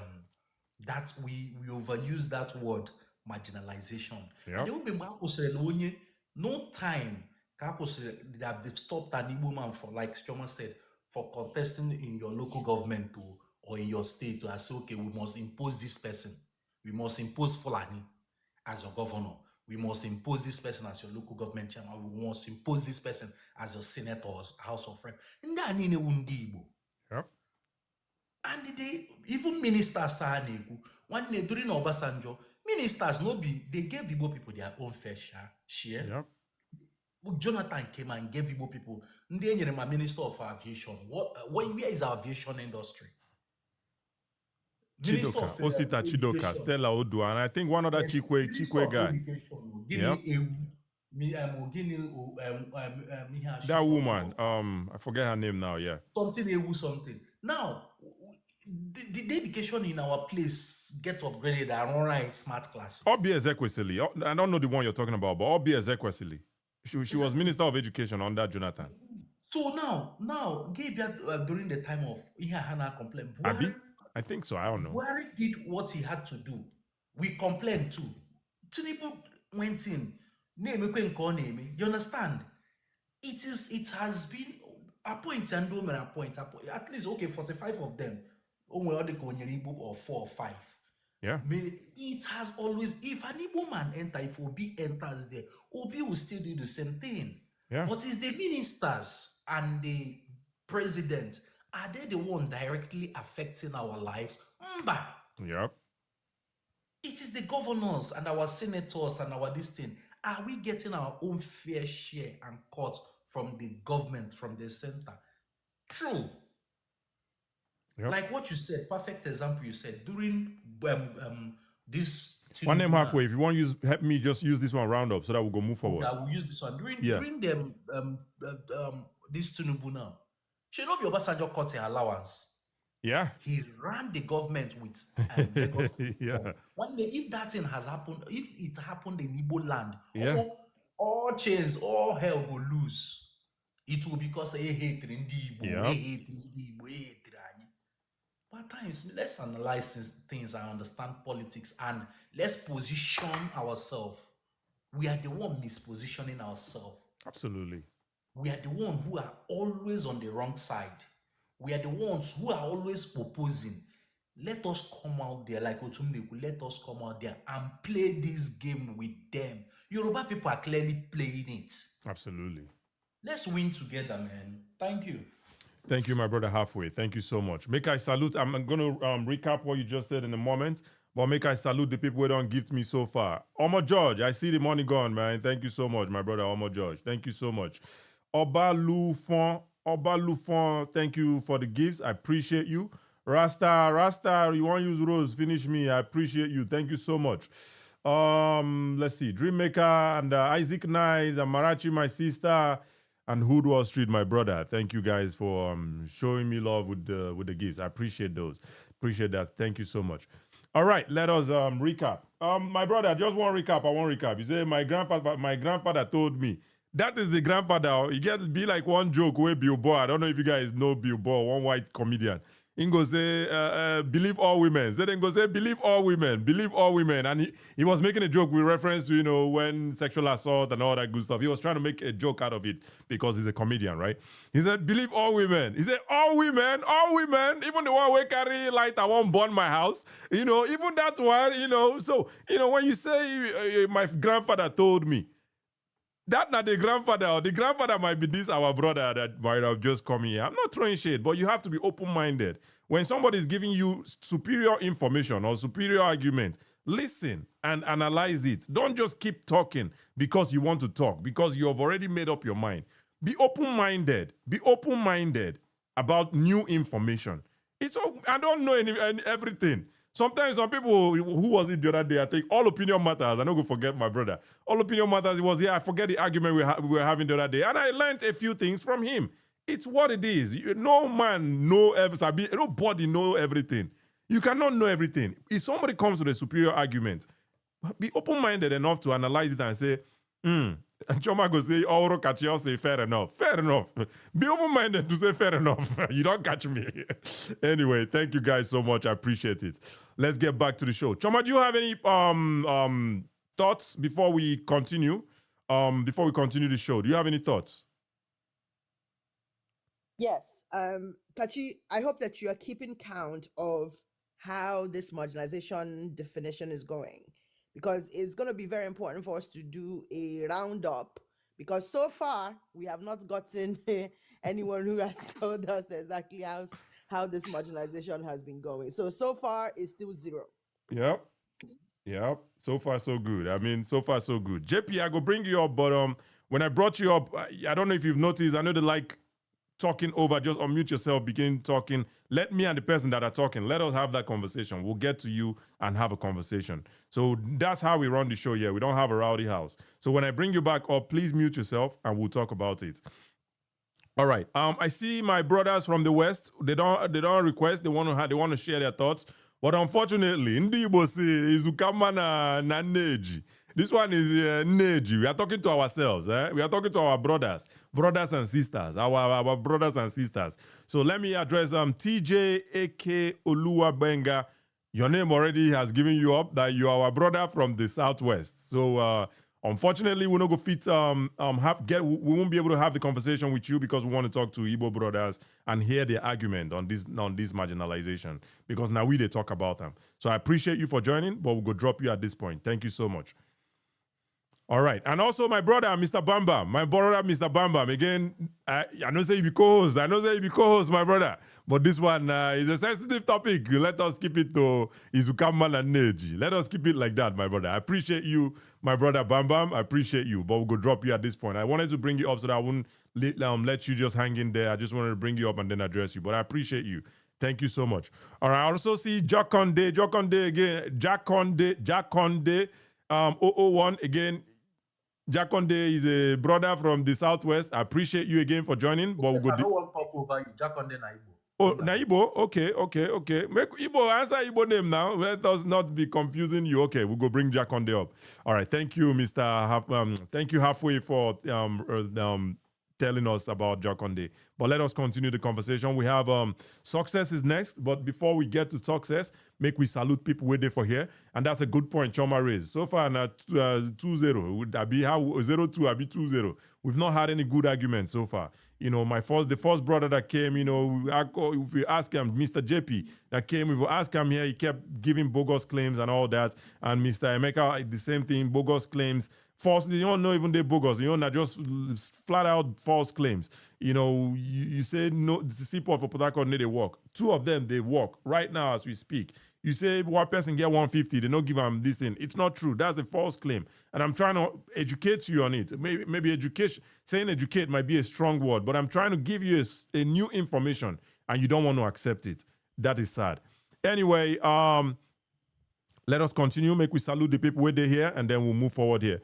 Omo George, my brother, thank you so much for that money gone. I see him. Rasta, my brother, thank you so much. Mr. Bam Bam, thank you so much for the gift. I appreciate you. Truth Matu, thank you so much for the gift. I appreciate it. Omo George, thank you for being number 1 today in the chat. I appreciate you. Dreammaker, thank you for being number 2. Choma, Chetos, Umu Bingos. Thank you for being number 3 today. I appreciate you. Olasich. Thank you for being here. Appreciate you, my sister.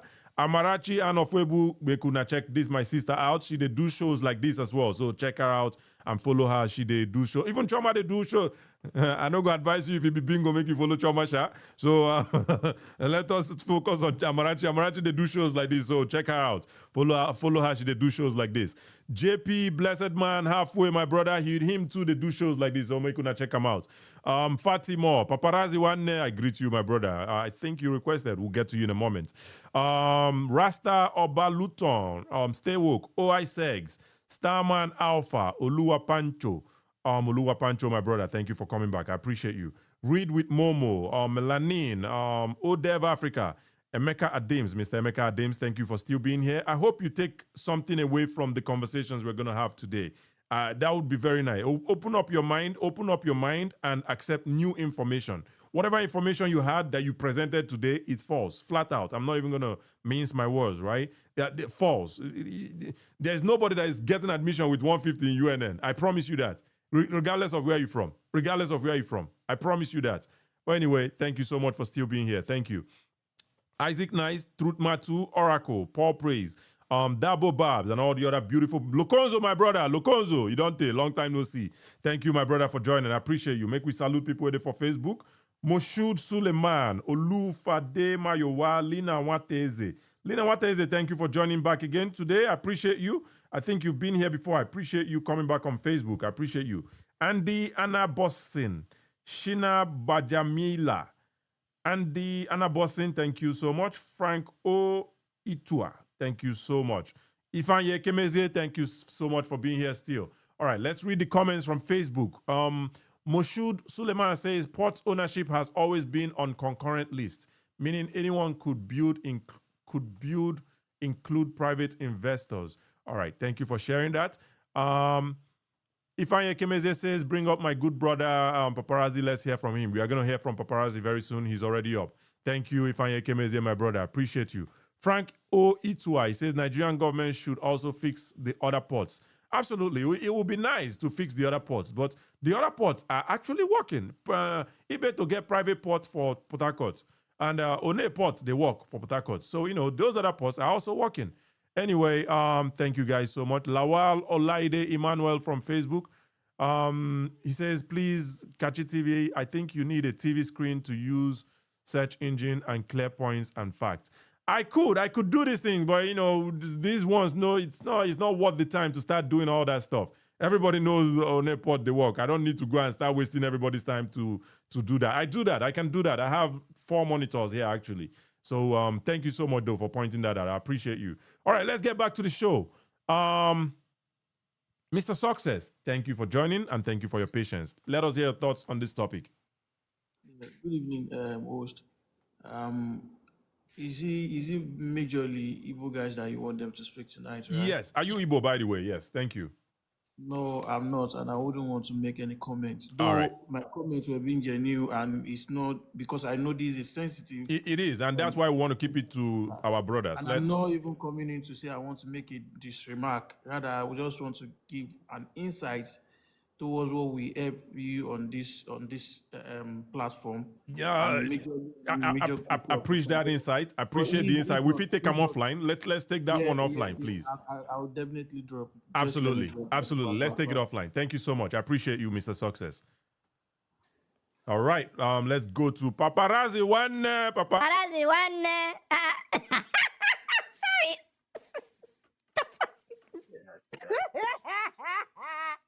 I don't. Sorry, man. Oh my goodness! Stop. What the fuck? I don't press That's what point. they I don't come press up point. here. Make good help ya. Something that happens, something that break. Catch you when you did here.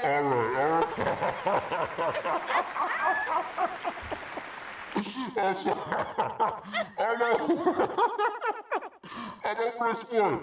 What is still echoing? What the fuck? Oh my goodness.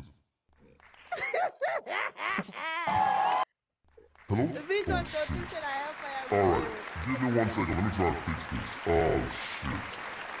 Okay. Hello. Hello, hello. All right, I think this is good. Back. I think this is good. All right. Yeah, we're good. All right, I'm not gonna press this keypad again.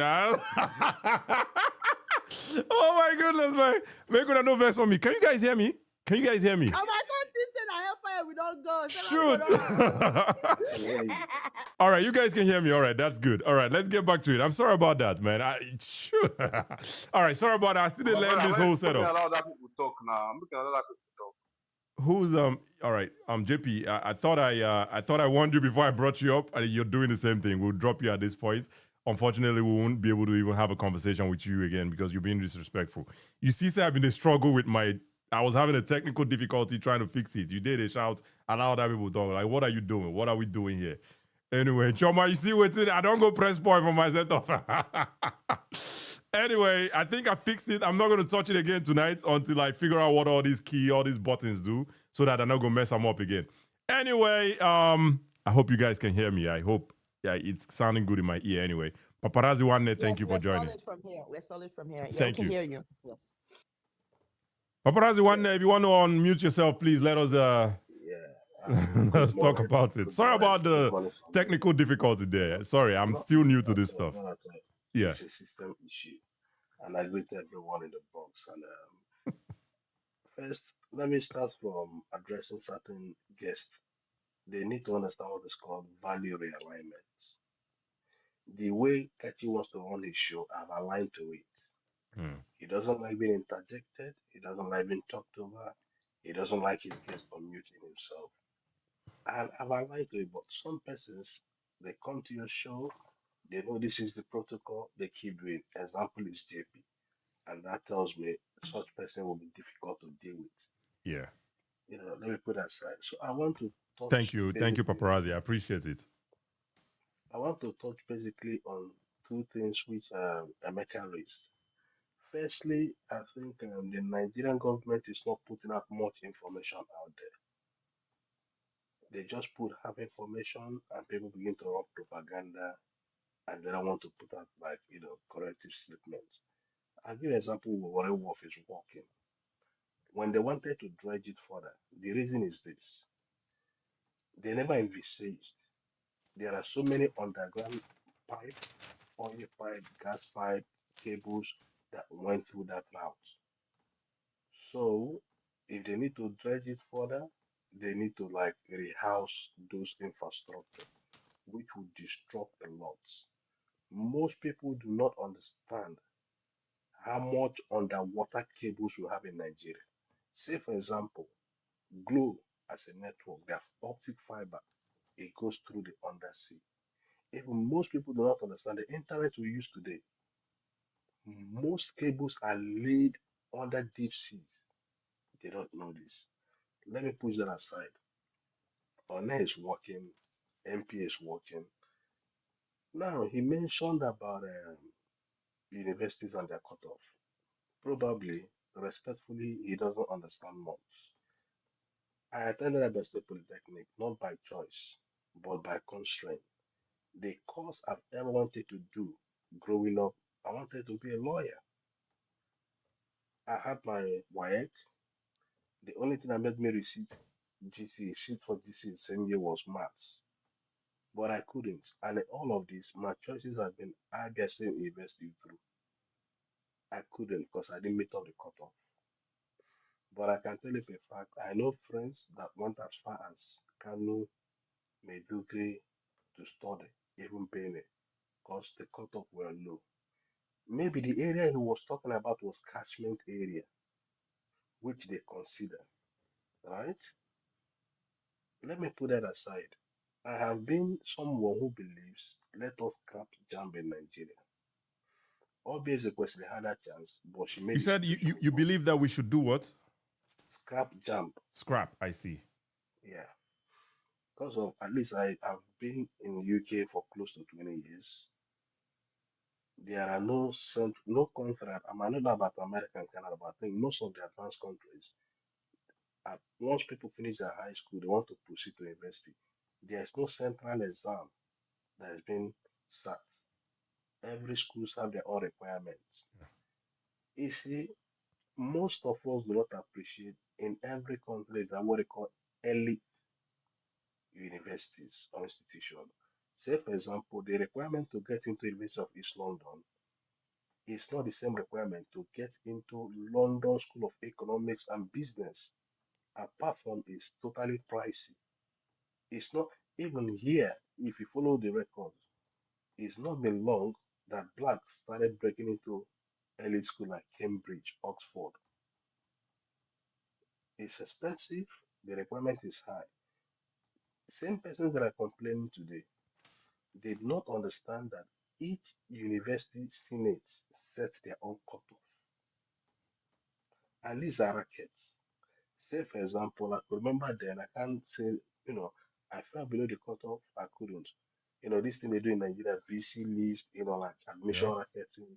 My dad told me in clear terms then that he's got no 30,000 naira to give me to go and sort. Even I remember one of the VCs in Absu then, he ran what they call prelim program. At the end of the day, they scrapped it. Nobody on that program got admission. This is part of the frustration. It's not just peculiar to Ndigbo. It is unique. Like then in River State now, which is the current something university, I can't remember, but in SBS, where US they run like a prelim program for people that wants to do law, you know. So people that do not meet up the cutoff or don't have the complete WAEC, the requirement. So what I'm saying is this: he may not understand the university set this cutoff. Like my brother have always said, if you go do your research, people that are schooling in the north, that are Easterners, majority were not born in the north, but they moved because of the admission cutoff is quite low. These are things people don't understand. Lagos State University, their cutoff is always high because of what the demand is like demand and supply. Jigawa now, I don't know how many courses they do. The cutoff is low. In fact, I could remember then most of my friends, or let's say few, just to be seen as those in university because it was a stigma. We left secondary school, most have started getting to admission, you're still at home, you rubbed off of big boy, this sentiment. Some persons went as far as studying physical education. Just I wouldn't have an investment because of the Yep. cutoff were low. Yep. If you're targeting a certain discipline, you need to do better. Say, for example, medicine, optometry, law, these are places you need to get sufficient cutoff mark,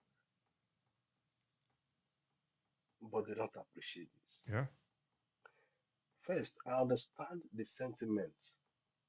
Like, I live close, not far from UST, Western University of Science and Technology, when I was in Port Harcourt, but I can't make it my first or second choice because of one, their cutoff is high.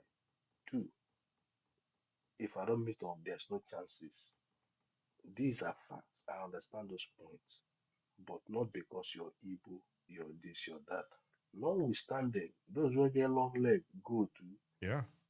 I could remember then, even my elder sister, she fell below cutoff. My dad had to reach out to late Ezzy Homer, who wrote a letter, blah, blah, blah. I understand some of these things because of them. I tried going to university in Nigeria, but I couldn't. I ended up with Target State Polytechnic. This is a fact that we all deal with. But to address these issues, I understand the disadvantage, and like Capo pointed out again, he fails to understand that Ebony State in the southeast is categorized as educationally Yeah. disadvantaged. They just want to make these an arguments and the likes of that. And honestly, obviously, even messed up the system further. How do I mean? She made universities to begin to like make more money after sitting for jump. That's what they call post UME, which doesn't make sense to me. Why Mm. don't scrap it entirely and let schools set their own internal exams? Just like here, they ask you to write your statements. Why do you want to study with Oxford? That is it. Mm. There are no exams to be sat. Most of them try to put this narration, Igbo, at disadvantage. No, Joma have said it categorically.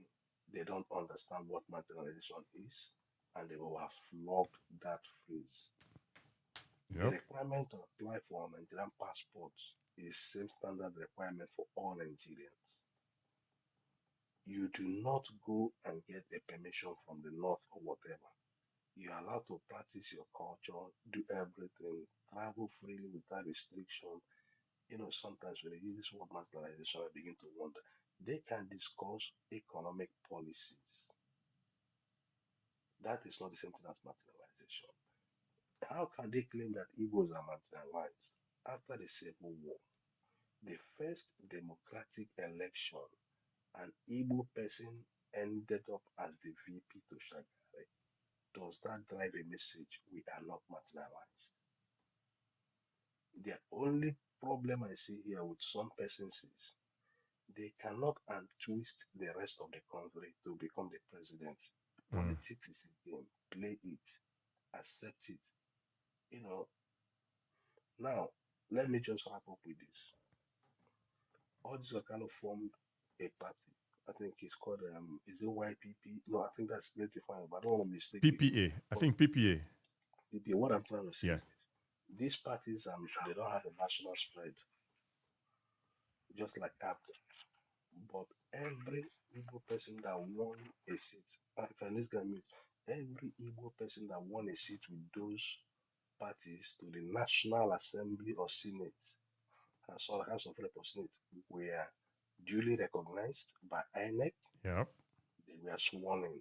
They were never rejected because they won with ABGA or PPA or of blessed memory Refined Basley party YPP. YPP. Yeah.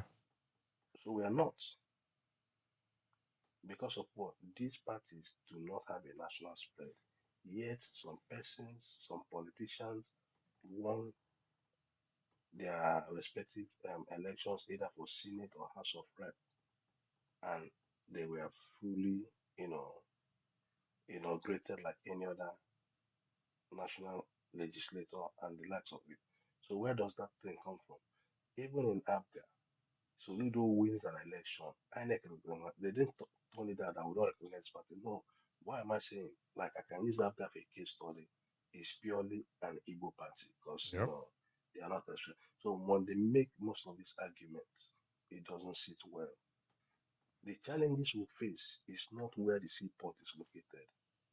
They need to be deliberate rail line, moving containers from the seaport to the rest of the country. I'll give example. Tilbury is here. Most containers, you know, they move them by rail.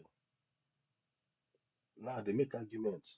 If you're to board Delta Airline, your destination is Lagos.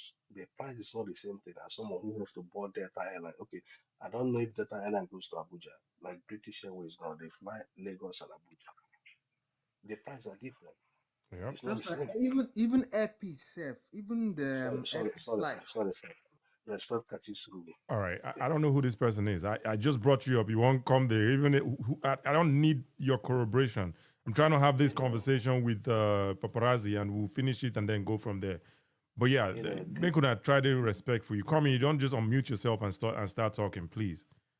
These are things they don't want to appreciate, and they need to stop it. Let's move forward as a country. What we face as a country, institutional challenges, leadership challenges, system challenges. If we are marginalized, we truly know we are not. Absolutely. This is a phrase that the politicians and the propagandists are using to stir up an ethnic emotion. Practically, if you go, okay, now, if we say Lagos, Lagos is just a proportion. Yeah, Paparazzi, if you want to help me round up so that we'll go move forward. Yeah. Okay, my bad. Yeah. Even if you look, areas outside of Lagos, we're living there, doing businesses. Yeah. Have anybody gone any part of Nigeria and you're asked to bring a certain level of permission before you could even reside in that place? The answer is no. Okay, to my brother, thank you so much and I appreciate it. Thank you so much, Paparazzi. I appreciate you. Thank you. All right. It's the brother who I just dropped. That was disrespectful. You see, someone is talking. You need to let the person talk. The host is having a conversation with the person. You need to let the person talk. Right. Wait for your turn. We're gonna get to you. If you still want to have the conversation, feel free to request, and we'll bring you back up. JP, unfortunately, you've been disrespectful twice, even though I've warned you like at least twice as well. You kept doing the same thing. So we can't bring you up. And if I'm being honest, I don't even know where our conversation is going to go, right? I've already had the conversation with you. You are making bogus claims, bogus claims. Unfortunately, we're not going to get a conversation with you. But let's keep liking and sharing and get more people here to join the conversation. We're at 47K likes. Wow, let's hit 50. Make we hit 50K likes. And when we hit 50, I think we're almost out of time. The 2 hours, what I said, we don't reach them already anyway. But maybe I can give another hour of my time here today. But let's hit 50K at least and see if we can hit 100K likes for today before we call it a day. But I appreciate all of you that are here. I appreciate you guys so much. Make a shout out to the people who are still there here so far. Omo George, my brother, thank you for still being number one. I appreciate you. Dreammaker, Trauma Amarilis, thank you so much for being here, my sister. Shelter Sumu Bingos, that's a new title. If you be bingo, I beg, stay away from her. Olasich, my sister, I greet you. Thank you so much for being here. JP, Amarachi, my sister, Amarachi Ann of Webu. I see that this guy here has your picture. The Jack Conde guy, I don't know why he has your picture. Someone on Facebook is telling me that the person is impersonating you. I don't know why you're doing that. I hope you're not here to be disrespectful. I'm giving you the benefit of the doubt. We're going to get to you in a moment. Hopefully you're respectful. But I don't know. I mean, Amarachi, please let me know in the chat if you know this person and if not disrespect when you come here, I can't do so that we go drop him. But anyway, you're here. Now, Amarachi voice I'm going to wait for, or her chat, what I'm going to wait for to decide what we're going to do with you. But anyway, I'm halfway, my brother. Thank you for being here. Stay woke, Fatima, Oba Lufon, OI6, Paparazzi, Oluwa Pancho, Rasta, Odev Africa, Truth Matu 001, Melanin, Read with Momo, Emeka Adams. Emeka Adams, I really respect you for still being here. I really respect you for still being here. Hopefully, you're going to take something away tonight and learn one or two things. Because even me, we get the show. I learn every day. I learn one or two things. Like Paparazzi now, don't tell us say and I take notes. The pencil I'm holding here is not a gimmick. I'm taking notes, right? Paparazzi just told us that the Oner seaport, why they cannot dredge it is because of the infrastructure where they under there. I've learned today, right? So we come here, we learn. I'm not sitting here and telling you that I know everything. I don't know everything. So, Mr. Emeka Adams, I really respect you for still being here. Emeka Adams, not Adams. Mr. Emeka Adams, I really respect you for still being here. I hope you go learn one or two things. Paparazzi has also cleared the air on that cutoff mark. Halfway has done the same thing. Hopefully, you go open up your mind, understand what's in with the try talk. Anyway, I thank you and I respect you, Mr. Emeka. Thank you so much. Adachieze, Anyamo, thank you so much for coming back here. I appreciate you. Oracle, Isaac Nice, Comfy Global, Ashe, Henry Okwara, Oboli Friday, Malam Sule, Engineer Ola, and all the other beautiful people who are here. I greet all of you guys. Let's get back to the show. Let's keep liking, by the way. We're at 50K likes. Let us try to hit 100K. I appreciate you guys, man. I appreciate you guys. Let's try to hit 100K likes and see what we're doing. And if you've not followed me, by the way, I see 11 people have followed me today. If you've not followed me, this is a good time to follow me. Feel free to click the follow button. It is somewhere up there. Feel free to click the follow button. I appreciate you guys. All right, let's get back to this. Mr. Jaconde. I think Amarachi left a chat here. Let's see what she said. You will not be a bingo and tell him or her not to cry. All right, let's see what happens. Mr. Jaconde, why you carry Amarachi picture put for your you be obviously she doesn't seem to know you. Yeah, Why? because Amarachi is my very good friend, man. Okay, fair enough. She knows me. All right. Don't bother yourself about that. All right, fair enough. Thank you for joining then. Thank you for joining. But I am who I am. All right. Jaconde. Jaconde. Where are you from? 001. Where are you from? I don't fear anybody. And we're not here to make you scared or anything like that. That's not why we're here. We're trying to have a conversation. I hope you understand no, I that. don't fear anybody. Do you understand that we're trying, Mr. am. Jaconde? Do you understand that we're here to have a conversation? We're not here to scare anybody. Do you understand that? Yeah, of course. All right. I'm listening for you guys. All right. Fair enough. All right. Where are you from? Of course, I'm here to debunk. Where are you from, Mr. Jaconde? Where are you from, Mr. Jaconde? I'm from Liberia.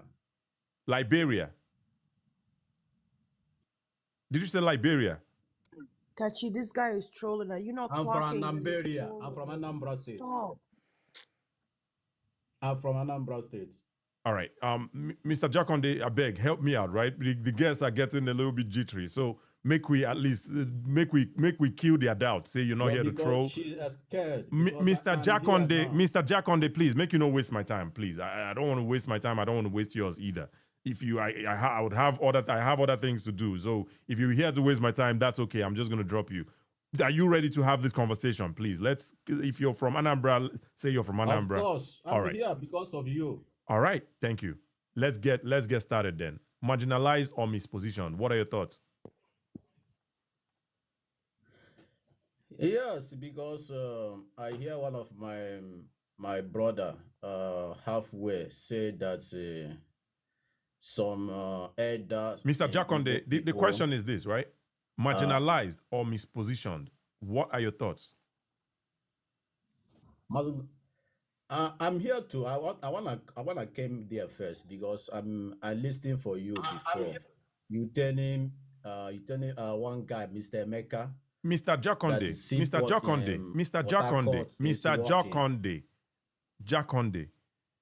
please answer the question. Do you think we are marginalized Ndigbo or are we mispositioned? Let us have that conversation. I say yes, of course. All right. Why do you feel so? Why do you feel so? Yeah, I feel because I'm almost doing business in Onitsha before I left that area, you know. Okay. When I see some people come here misleading people, it's so bad. Why do you feel that we are marginalized? That is the question. Can you please stick to the question? Leave waiting every other person talk. They don't call your name. These people you want to talk to, they don't call your name. Yeah, because I experienced everything when I doing business in what you experience? What you experience? Yeah, my experience is at that time I doing the business. There's no any seaports working in southeast and the south. Southeast no get for starters. Southeast no get seaports and safe now. Mr. Jaconde, Southeast no get seaport. Now. There's no Mr. Jaconde, Southeast no get seaport, and I don't know how we can have a seaport. But they have River Niger. River Niger is not a sea. Do you understand that, right? They can convert that river to sea. Tell us how they go convert the river to sea. You live in a Western world today. Most of sea you see in Western world, most of them is not sea. Tell us, give us an example. Give us an example. Let me land by what I was saying before. You see, if you say now this Port Harcourt seaport, no. Let's stick with let's stick with this. No. Let's stick with what Mr. Jaconde.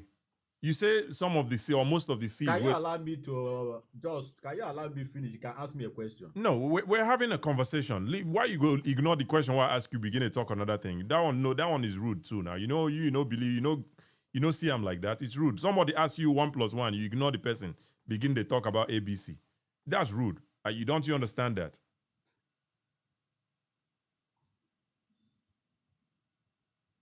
Yeah, when So I let's say get back to that's it, the right? You river said on the let's get back to it. You said most of the seas in the Western world, they know them be river before. Give us an example. Yeah, my example is you see that river Niger. Okay. It's a river port. You can convert that river to port. If you say Peter Obi try the time he was in government of Anambra State to try to address that river Niger. Okay. They stop it. All right. You So know, you're federal saying government of somewhat like a Nigeria. all right, make I kind of flow with you, right? You're saying somewhat like a river port. Then build a somewhat of like a river port. Then You can make it a river port. Yeah, it all can right. Hear me out. Hear what I'm trying to say here. So when the sea come, when the ship come, the ship still go Lagos, and then they go use smaller boats, bring the cargo come the river. How explain how it go work? This river port, how will it work? No, ship don't. You don't need ship to go to Lagos because that ship is passing Port Harcourt before going to Lagos.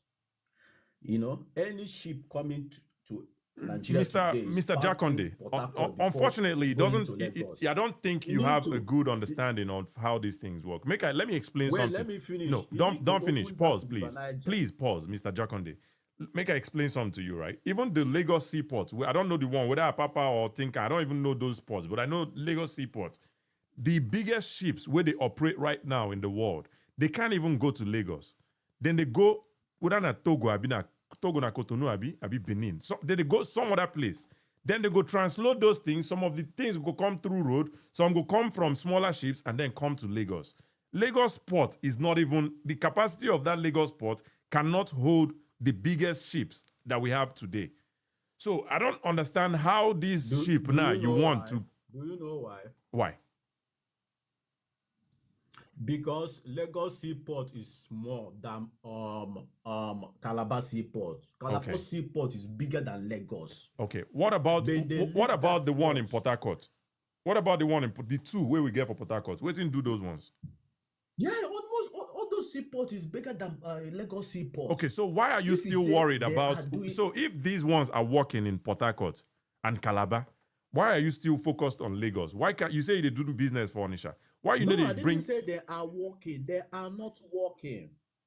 We don't already talk this thing. We don't already talk on my brother. Only seaport they work. Wait, let me tell you. He better get seaport for Port Harcourt. They are using that port. They are using that port for oil and gas. And other cargo too, they come there. Yes, true, correct. You're correct on that.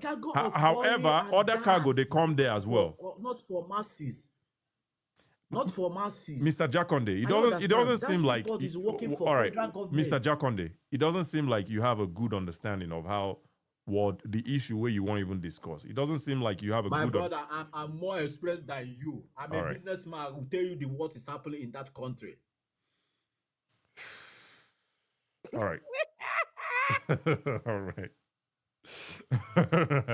Jakonde, what stress me? We just leave no vex. We just leave Kachimeki. We know I'm not. I never pity Kachi. All right. All right, these people, man, this guy, he doesn't have a good understanding of what he's talking about, and he wants to keep talking. Anyway, Amarachi, my sister, I know say you're here. Make we hear your thoughts on this topic, and welcome. Yeah. Good morning. Yes. Good morning, everyone. Good morning, Choma and the halfway. We know the guy, he's go by Jakonde, kindness, all kinds of name. He just go to Yoruba's platform to confuse himself and also disgrace the Igbos. That's what he does. So when he opened his mouth, I already know his voice. So that's by the way. The truth is that, you see, this war, Biafra thing, it has really dealt with our people. If you are not objective and you don't have a free mind as a Nigerian, as an Igbo person, you will not see the dots. That's the truth. Yep. if you don't feel hate for any Nigeria, whether Fulani or Yoruba, or you will never, if you don't feel that hate, that's when you will realize that those who went to war went it on their own because of their selfishness. That is it.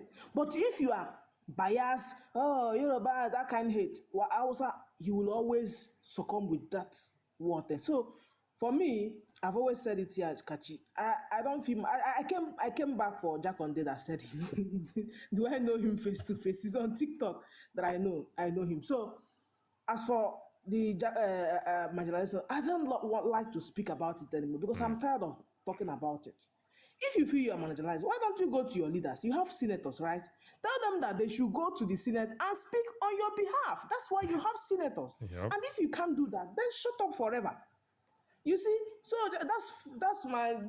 I can't be going back and forth with this marginalization, I beg. Absolutely. I mean, it's you know, see, as I take deep breath from this Mr. Jack Conde person, this Jack Conde person, but it's ridiculous. But so far, at 3-0, I mean, nobody has been able to, nobody has been able to convince us, say we did marginalize, right? The only person who somewhat was making a point with the seaport was Mr. Emeka. Mr. Emeka made a point where he said, why don't they develop other seaports? But again, the only pushback I had there was Port Harcourt Seaport is working, Ibeto and One are working. I don't know about Calabar and Akwa Ibom and the other ones, but we know that those ones are working. But I can understand the sentiment there. Why are they still putting money in just Lagos? Why are they not reinvesting in the other seaports? But somebody also countered that and say, why are you crying more than the bereaved? Why the seaports no dey for Southeast? Why are you they cry more than the people who get them? You know. But anyway, now so the show they go. We try to have conversations, have better arguments and stronger arguments and stuff. All right, Choma, I know you had something to say. I think I saw your chat. You said you wanted to make share some more insights or thoughts. So please, if you want to share that. And I don't see any other person. It'd be like we don't kill the marginalization narrative because no other person is coming. So make we hear Choma, and if anybody comes up, we'll go. Otherwise, it's going to be the end for the day. And God, great. You know, I come up on stage as the shelter of Bingo. I think one of the things that happens, and I'm glad that it's happening in real time.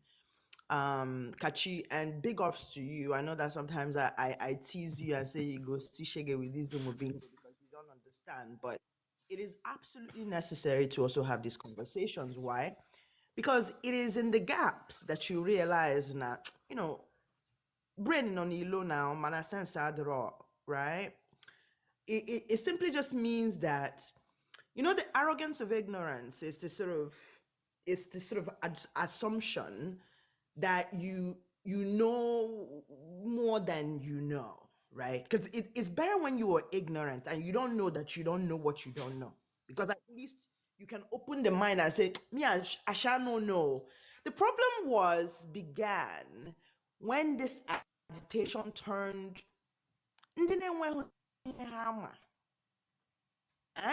and told them that people who were smarter than them were the intellectuals. And somehow they were brilliant and somehow they were smart. And I know we keep joking about this, but if Igbo people, I'm talking about the people who can still articulate and still make fun of these things and laugh about it, if we don't understand how much this thing has crippled our collective consciousness, where the average person is saying to you, you say, okay, when show me how they are all like the thing.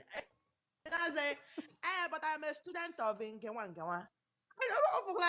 Somebody now say, I'm surprised nobody has said I graduated from the University of Radio Biafra. Okay. We are stuck in time. And unfortunately, and I say this and I've been saying this for years, the rest of the world is not going to stop. They didn't stop in 1967.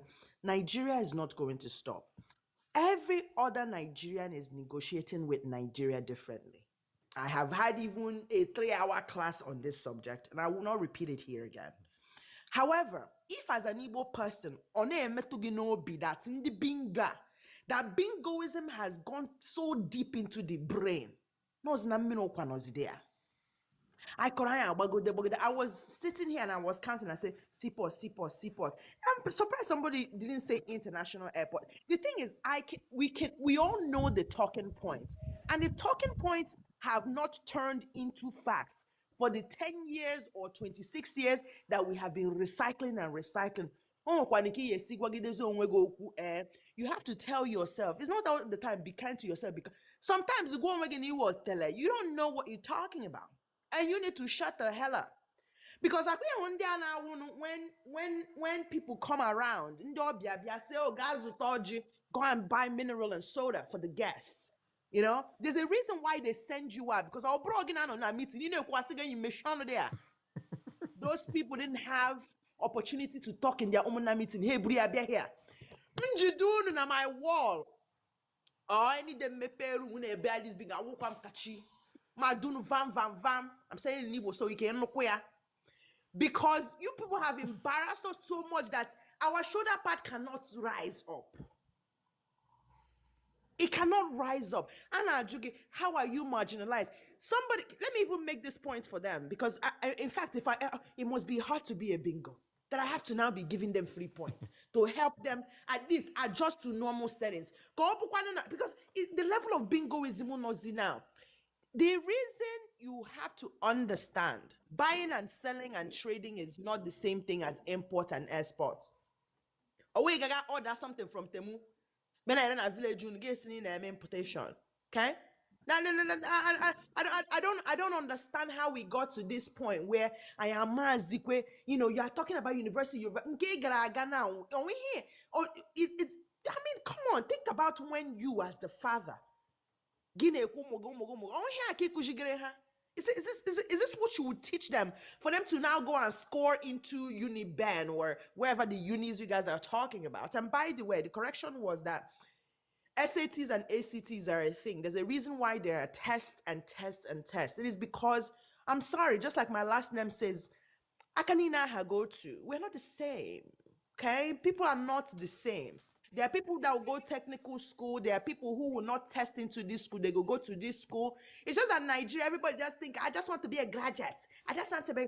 You in Achi will graduate. Do you have graduate material? Jay Mwalwaka, go to where your skill is, and you can be an expert in that, and you can thrive. When you're about to say, oh yeah, J University, budget adro. If you are talking about marginalization in 2026 and you're not able to articulate it because you have been brainwashed into those talking points, you have to understand that every other part, if people like Obi know the disservice that allowing this sort of festering of bingoism to, like, Obi had so much chance in 2023 that he can never replicate in 2027. And it's partially because of Windy Bingo. Because the more they hop on this marginalization thing, is making other people be like, what the hell are you talking about? When you go to, is there any nook and cranny of Lagos that you don't see an Igbo person?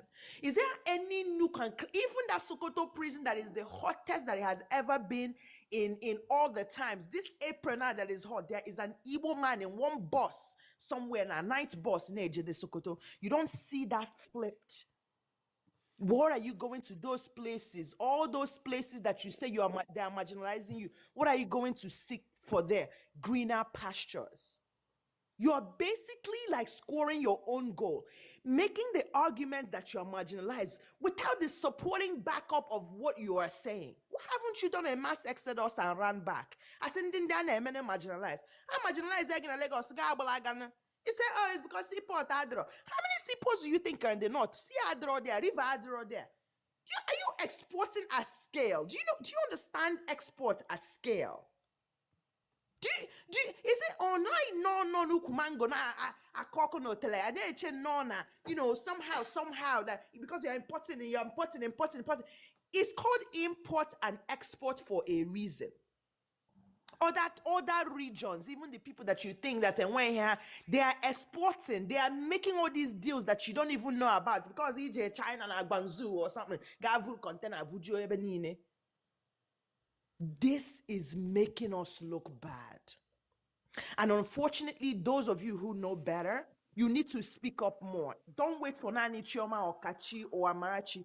whenever you have the opportunity to go on stage, go on stage. So that, because the thing is, our interaction with other Nigerians is also being measured by the interaction they have with bingos.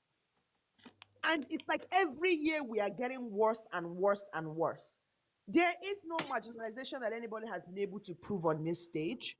But if you say that I'm lying, and if you say it's sure for you, and your bingoism has reached to peak level, I'm going to give this room 1 more hour.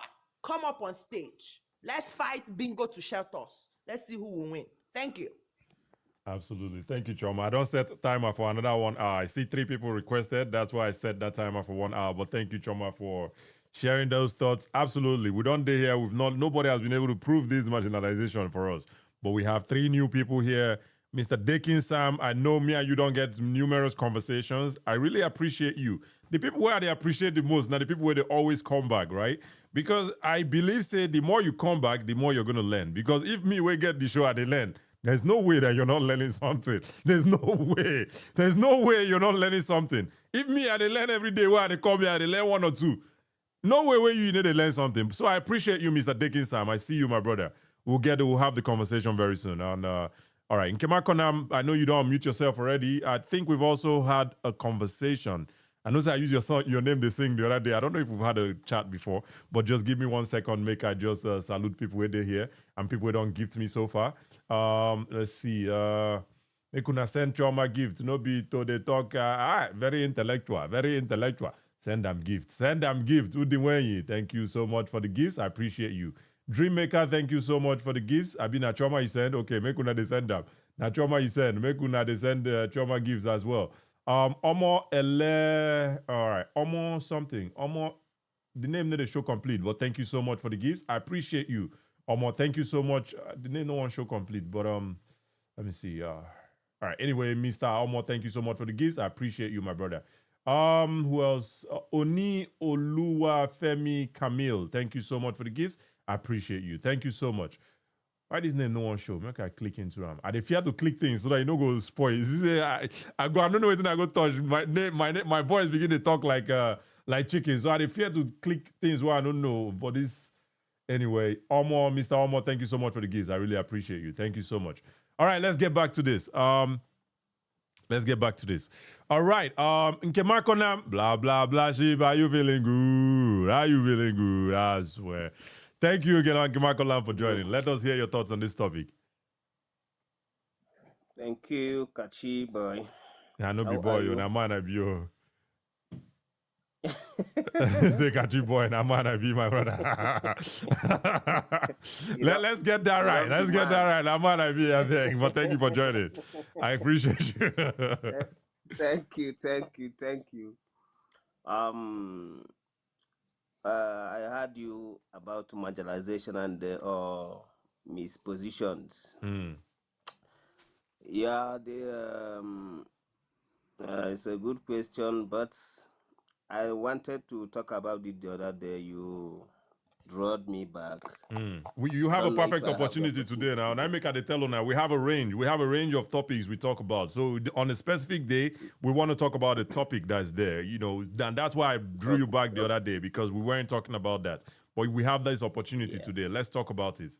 What are your thoughts? Marginalized or are we mispositioned?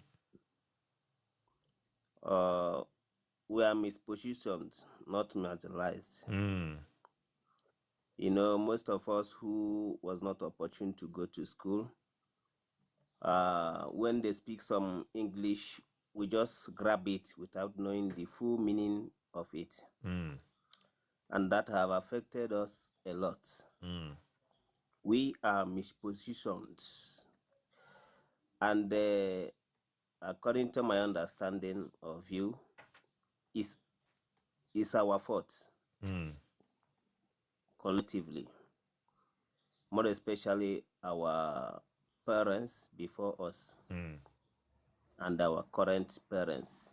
It's all our fault. As God said, we all have sinned and come short the glory of God. We all, not one person or two. Yeah. Why I said so is that even now that it continued to happen through our leaders, being the political and the local leaders, because our foundation is faulty. Our foundation is faulty. You will And this see foundation, what do you mean by the foundation is faulty? What I mean by morally, like we Igbos, how we brought up our children is wrong. So that's where we misposition ourselves. Are there any specifics? Would you be kind enough to share specifics when you say how we brought up our children as Igbos is wrong? Are there any specifics you would like to point out? Yes. Like a child growing up now find him or herself in the midst, maybe in a poor background or something, or rich.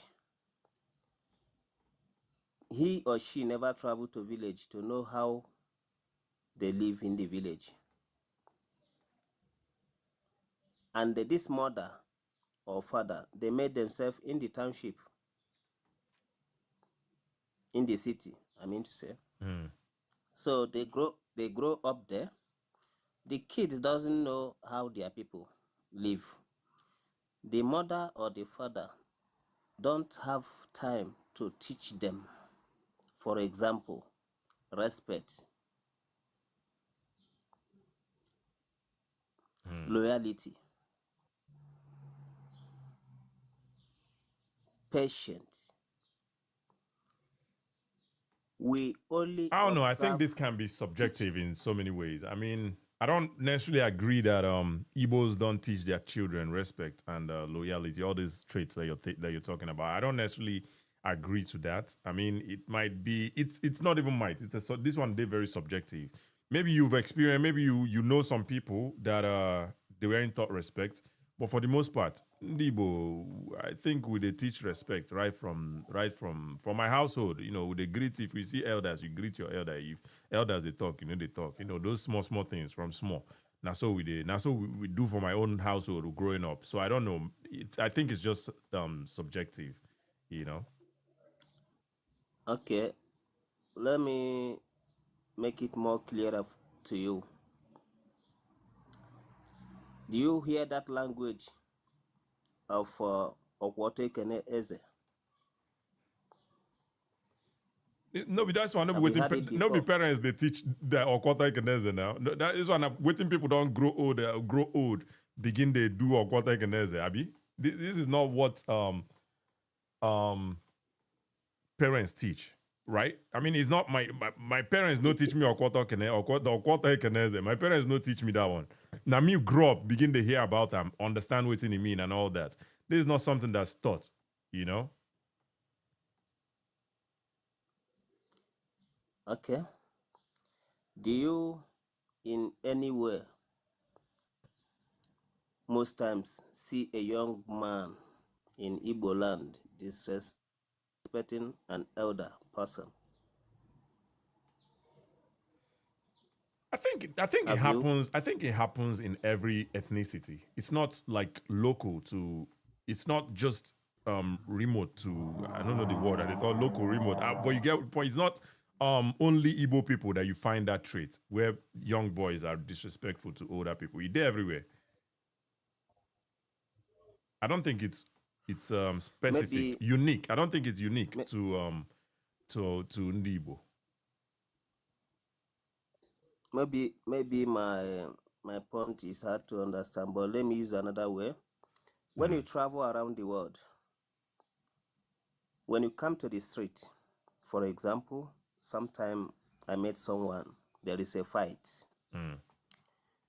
Yoruba man was there, and that thing happens that he lost his phone around. And among the people who is doing that shit, there are Nigerians and they are mixed up with other countries, street kids. They do their shit. When the guy speaks Yorubas, among them, there is a Yoruba man.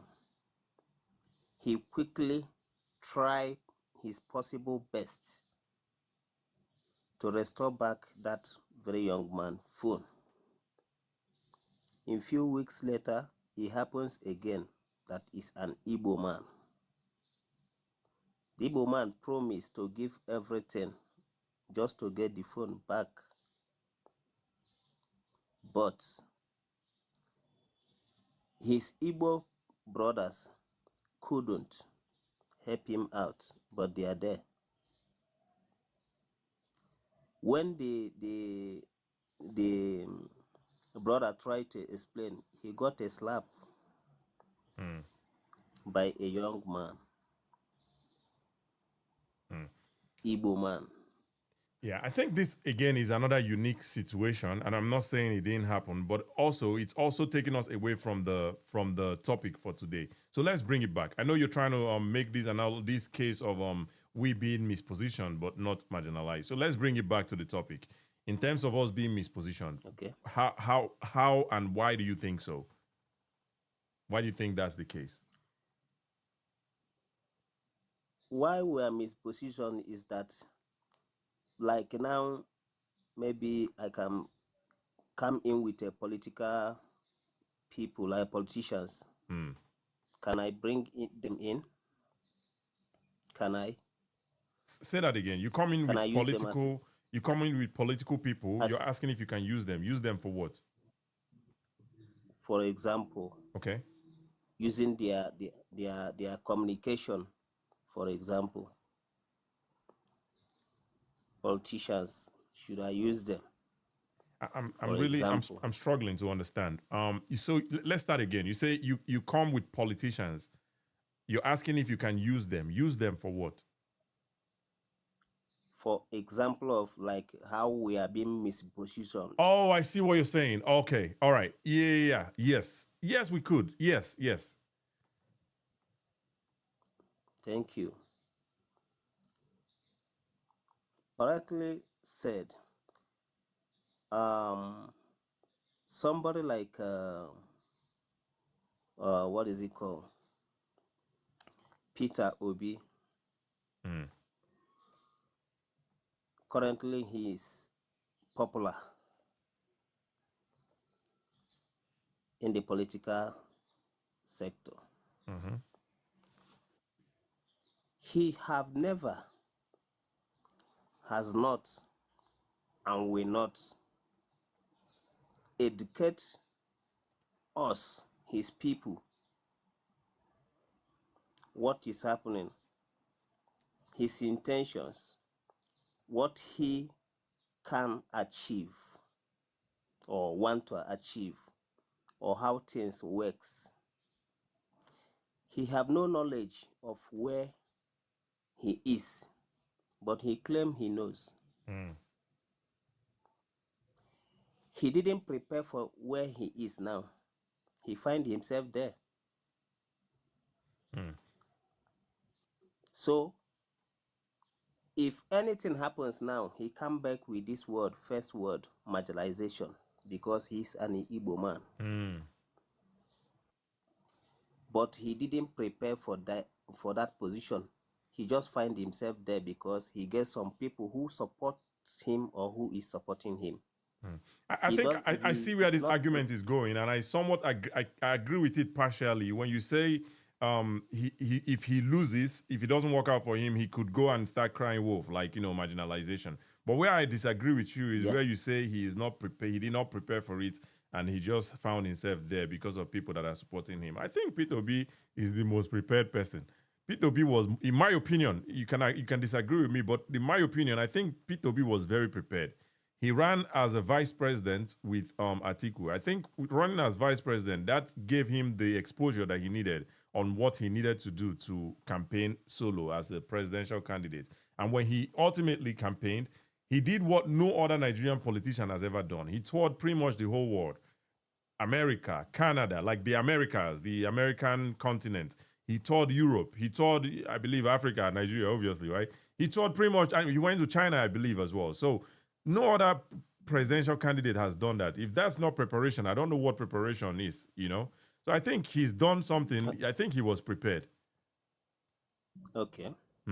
Let me come in why I said he's not prepared. That is what he most times loses. And the way you see it, you viewed it, I mean to say, when travel all this while, did you know that P2B did not meet men in Igbo land before declaring that position of presidency? First, before he came back to Igbo men that he's supposed to talk to, already he's done with Hausa and the Yoruba. Then he started traveling all this while. He's not traveling prepared. He's traveling to get people, to get their support. Mentally, he's not fit. Mentally, he's not fit. He's only calling those people, just like our brother Ndigbo. He creates all those things so that he get more support of people. Not that he have the capacity. He's traveling all those while. He have the money to travel around to convince people to join him, support him. That is not preparation. I see what you're saying. Preparation. I see what you're saying. Mentally, if you are not fit, if you are not fit mentally, your opponent can use that against you. And when you lose, you come back with his first word, marginalization. And that is what makes us mispositioned, because our own people don't educate us. There is one army from USA, Nigerian Igbo man. He was there telling people in the northern Nigeria, you are a furefu. You're supposed to come back. Just live there. Trump have come, and Trump is now want to wipe out all the Muslims in the north. If you are there, if a bomb will find you, they're gonna kill you. What? This, that. He's saying it. That is not preparation. Some of them you are talking to don't have money to buy food that very day. Talk more of transportation. So you didn't prepare. You are just saying you are in a comfort zone, telling someone who Are you is saying in a Peter war Obi zone said to this? Did you say Peter Obi? No, I said army officer. I Igbo see. army officer. I see. In USA. I see. He was advising people. Again, that conversation is taking us somewhere else anyway. But I kind of see where you're coming from with the Peter B's analogy of him not being very positioned, and if things go south, things will come out now. They shout marginalization again because of the way he has positioned himself. I kind of see where that argument is going. Yes. Fair enough. But do you have any other arguments on this? To make on the misposition stand you take? Yeah. Okay. Well, why I use him as a example is because he is currently the talk of the town. Yeah, fair enough. But when you come to our parents, you will see it uncountable times that a kid who cannot feed himself or herself at some age, like 18 years, 19 years, will come back home without having reasonable something doing, and he'll come back with a Lamborghini. Community will clap for him. Father will welcome him and appreciate him being a hustler. And such kids have nothing obsessed to offer the community. Rather, he will bring out money. This is misposition every average Igbo man, because most of them believe in money. Whatever he or she says goes, whether it's right or wrong. This mispositions most of us, and we believe in that. Yeah, always go call Gary. Always go call Gary. Always go call Gary. He says that word. Yeah. So when he uses that word, he mispositions most people's future and they stand in the society. So they believe in giving that money to have their way. If you want to be in that category, like sometimes I think I have told you, maybe on the comment section or something, there is a time I was approached to be a counselor back home. Yeah, if you want to use this and round up so that we go move forward, but go ahead. Yes. So I couldn't. Why? I don't want to betray the man who want me to be there, and I don't want to betray the people. Why would you couldn't. betray the people So- if you're going to be a counselor? How's that betrayal? I'm very strict and too physical, honest. I don't. How that will happen is that he is a big man. I can't talk when he's talking. When the money comes, he would like to take his shares. And when I said no, I betrayed him. If I use it the money to the people, I betrayed him. If I give him the money and didn't use it for the people, I betrayed the people. So in between, I didn't please both sides. I see what you're saying. You see? Yep. So our foundation is faulty, as I said. We don't brought up our children, not only your own personal children I'm talking about, even other people's children. Formally, we do that, but currently, we lose that very position of broughting up a child. Yeah. When you see a child growing in a wrong way or behaving somehow, we're supposed to caution him or her. Absolutely. But currently, you can't do that. When you do that, either police arrest you or the mother or father go against you. Don't tell my child what to do. Why are you talking to him like that? Go and get yours. Absolutely. Something like And that. again, this trait, I don't think it's unique to Igbo people. It's something that's common now in the world. Before, in a community, they raise Pekin.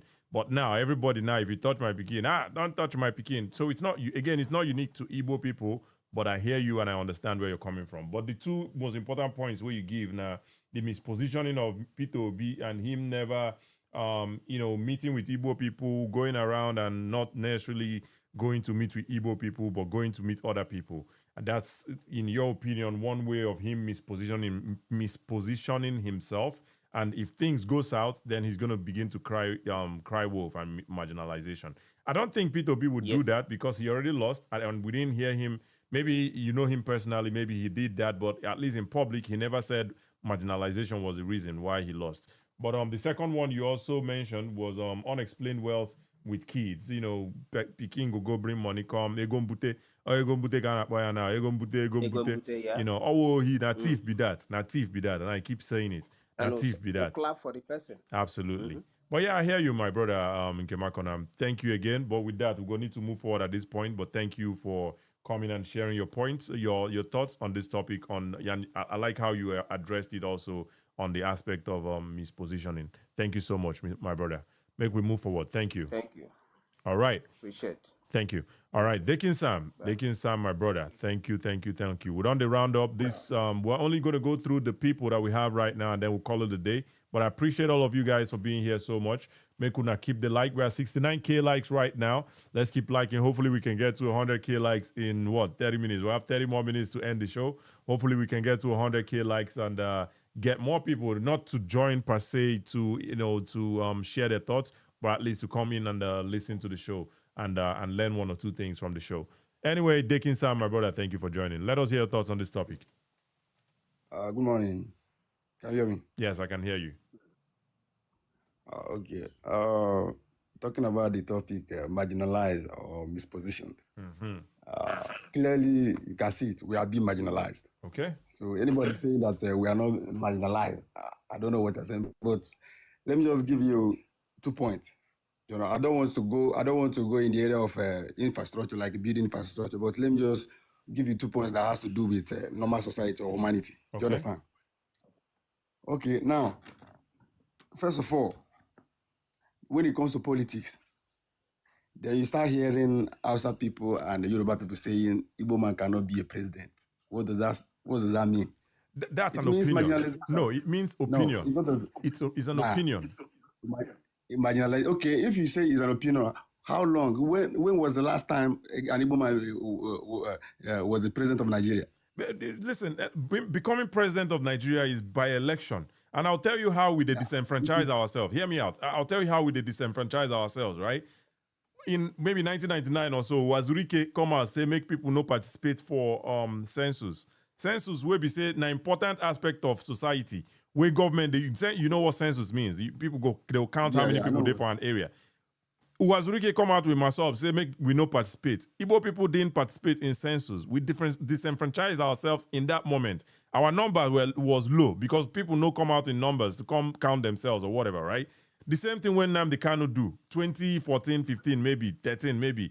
He said maybe people no come out, come vote. So when these people, these nonsense people, where would they look up to? Nnamdi Kanu, Wazirike, Ojukwu, these people, they actively disenfranchise us, right? How do you still turn around and say that we're not president? Do you see what I'm saying? If Nnamdi Kanu was telling us not to vote and people obeyed him, how are you going to become president with that kind of narrative or instruction? Based on the one I know, because even last election, I think IPOB said don't come out to vote, but people did vote. Do you understand? We voted massively. Not massively. Because if you go southeast on election day, it's like a thing of pride. You go see people, we'll go use this day, they play ball for street, nothing of pride, we need they vote. You know, I know. If they happen, we know. Day of election, people go to play ball for street, they use them as thing of pride. So when those kind of narratives are there, how are we going to become president? Now check the population of Southeast. Understand? And how much votes are you expecting from Southeast? It's equivalent to the number. Do you understand what I mean? Say that again, please.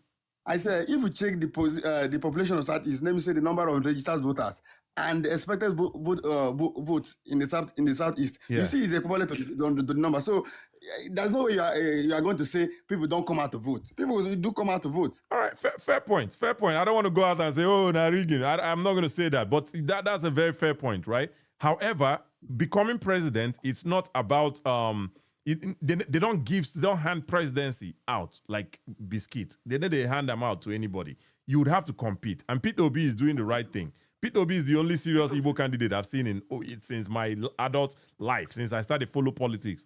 Peter Obi is the only serious Igbo politician that is trying to become president of Nigeria. That is how you compete. You see, it doesn't mean that he's going to win. There's no guarantees, right? Wait, let me say something. If Peter Obi becomes president tomorrow, it's because that marginalization has been happening for a very long time, and people are getting tired of it. No, don't say there's nothing like marginalization. No. You say if Peter Obi does what? Say that again. If Peter Obi does win Nigeria presidency now, it's because the people are getting tired of the marginalization.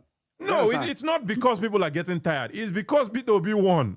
It's because he won. He played politics and won. If Peter Obi come out, let me say, as last 10 years ago, let me say around 210 or let me say 205. You know, this is not even the case. Peter Obi was not a season. Okay, let's talk about 205. 205. I believe maybe now Obasanjo be president then, right? Around then, right? Yes. All right. Look at who Obasanjo is. Obasanjo was a former military head of state. Who was Peter Obi in 2005? The next president was Yar'Adua.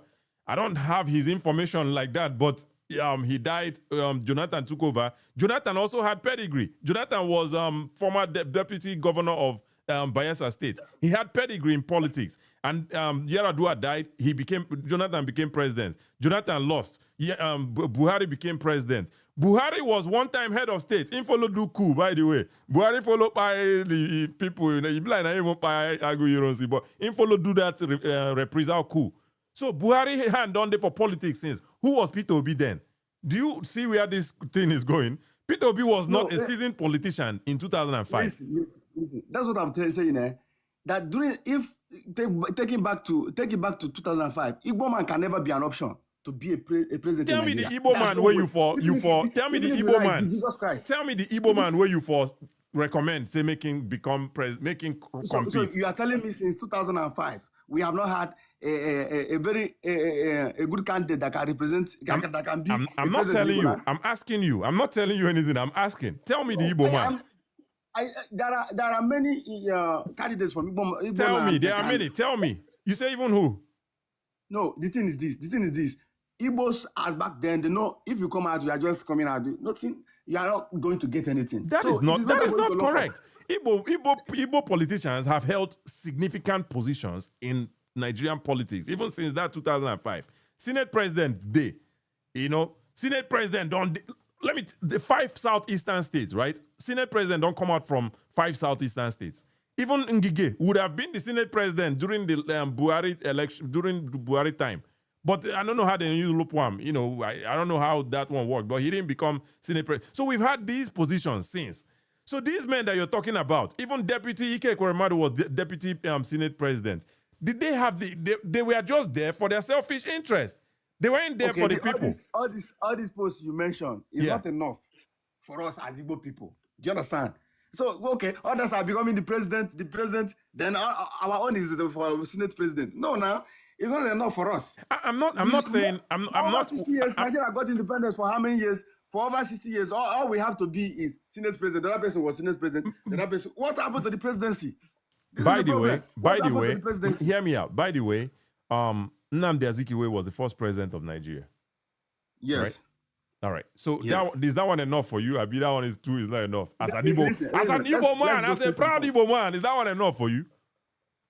Let's go straight to the point. Let's No. Is that enough for you? It's a question. It's not a rhetoric. It's not a rhetorical question. It's a question. Is that enough for you?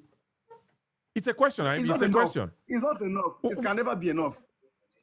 Why is it not enough for you? So when is it going to be? When is it going to be enough for you then? This you are saying that happened during the early Nigeria. Do you understand? Yeah. So those times has gone. We are now in new Nigeria. All right. Do you understand? All right. Make I ask you, how many ethnic people don't become president? For ethnic people don't come. We have three major groups. So the other groups they don't matter. The other groups they don't matter. No. When we talk, okay, if you go to North. All right, Hausa. How about Hausa? Hausa. Which Hausa man don't become president? Hausa. Hausa and Fulani are the same tribe. Not be the same. Hausa and Fulani, I make they say Hausa and Fulani, not be the same. Fulani is even a minority when it comes to Hausa. Hausa is the majority tribe. Fulani is a minority tribe. Not be the same. Hey, listen, Hausa and Fulani will tell you we are the same people. They are not the same. They are not the same. It just be like you say you want to say Igbo and Ijon are the same. We are not the same. Or Igbo and Efik are the same. We're not the same. Abi will be the same. Igbo and Ijon are the same. But even outside of that, Hausa man has been a president before. I think Hausa man has been a president. Tell me. I'll give you 1 minute. Use your phone. I'll give you 1 minute. Use your phone. Hausa man has been a president. All right, I'm telling you to tell me. Make all of us learn. Use your phone. 1 minute. We'll give you 1 minute. Use your phone. Check them. Okay, let me check something. Let me check something.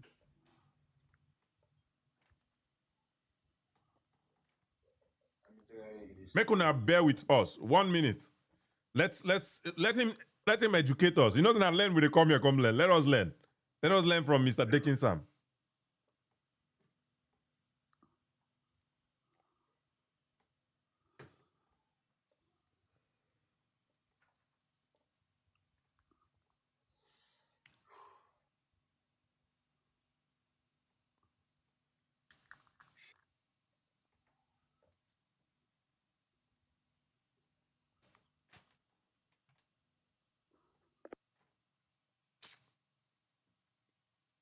$30 seconds left so that we know we'll keep the guests waiting. 30 seconds.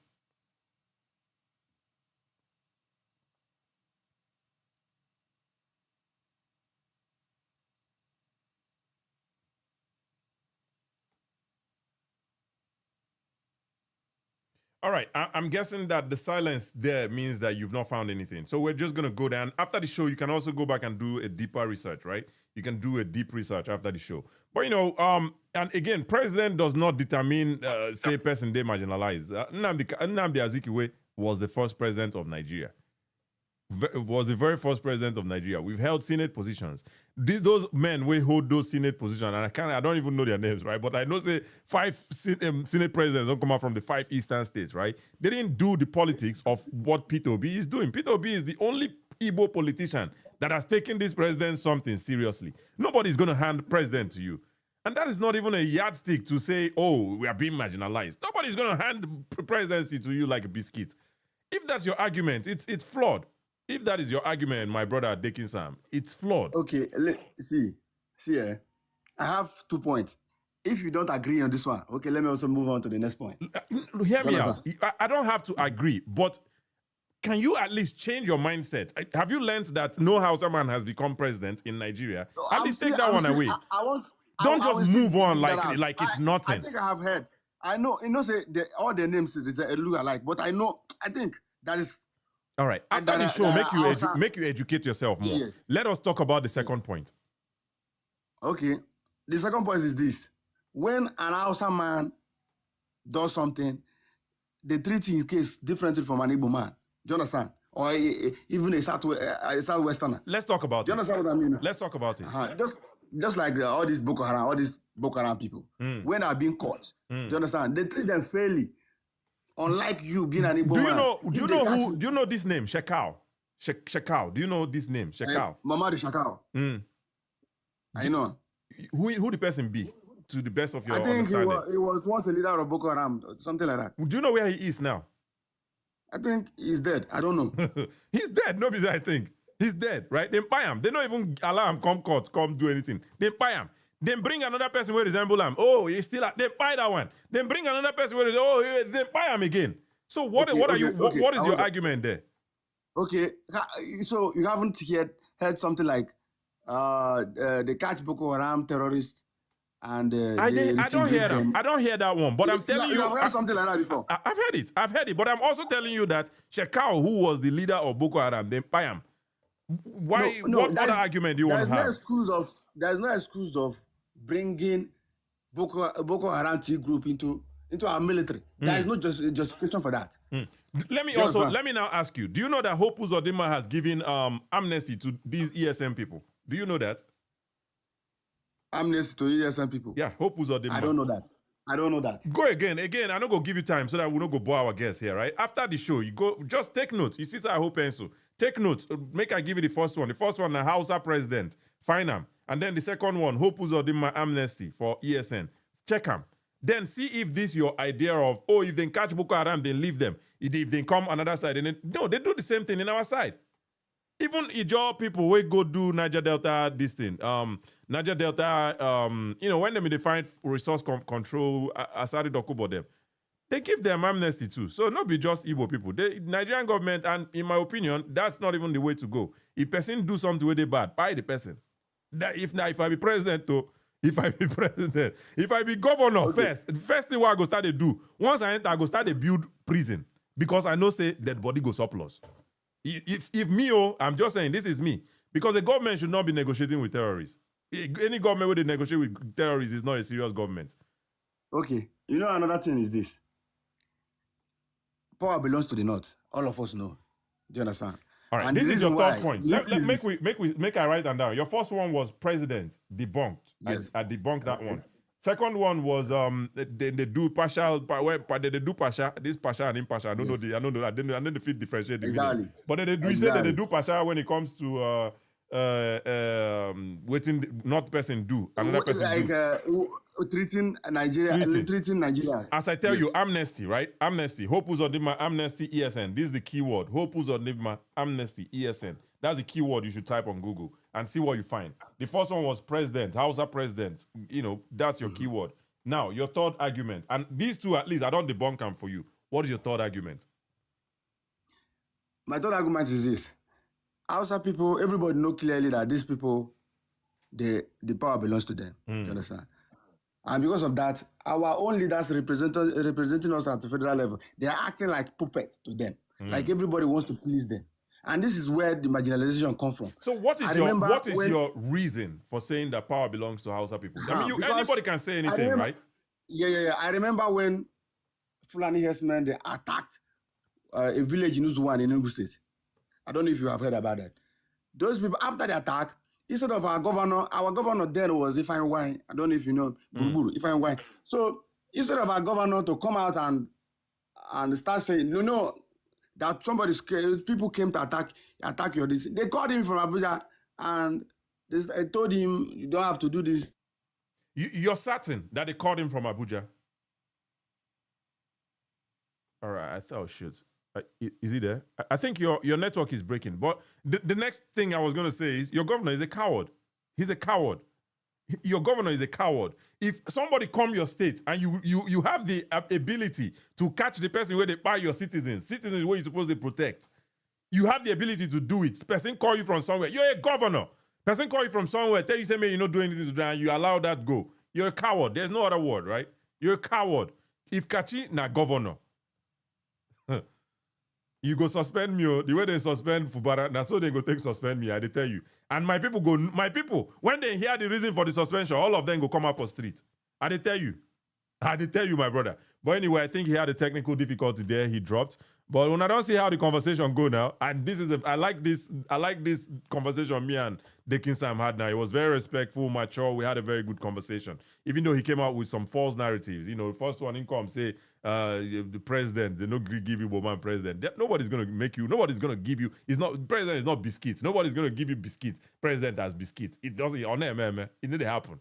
You have to do it. And P2B is the only Igbo man that is doing it right. P2B is the only Igbo man that is doing it right. And that's why I have respect for him. You know, the second one is saying that they do Pasha for when it comes to something this person do, this person that. And I don't debunk that one as well. Shekau, everybody knows Shekau, then pie that guy. Multiple times. Anytime him bring his head on, then pie him. Anytime, then pie him. So what are we saying?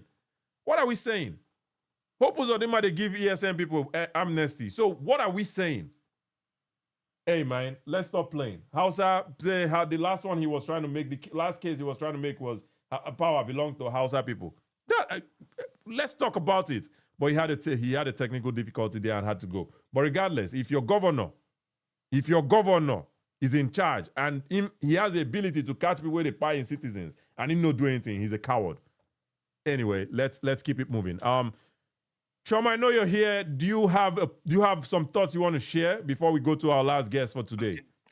We need to obviously do, and I remember now, they will say it's Hausa that is preventing them from learning history.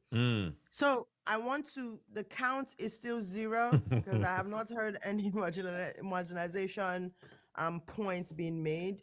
What is very clear in the past 3 hours that we have been here is that bingoism has gotten to the brain at this point. Anybody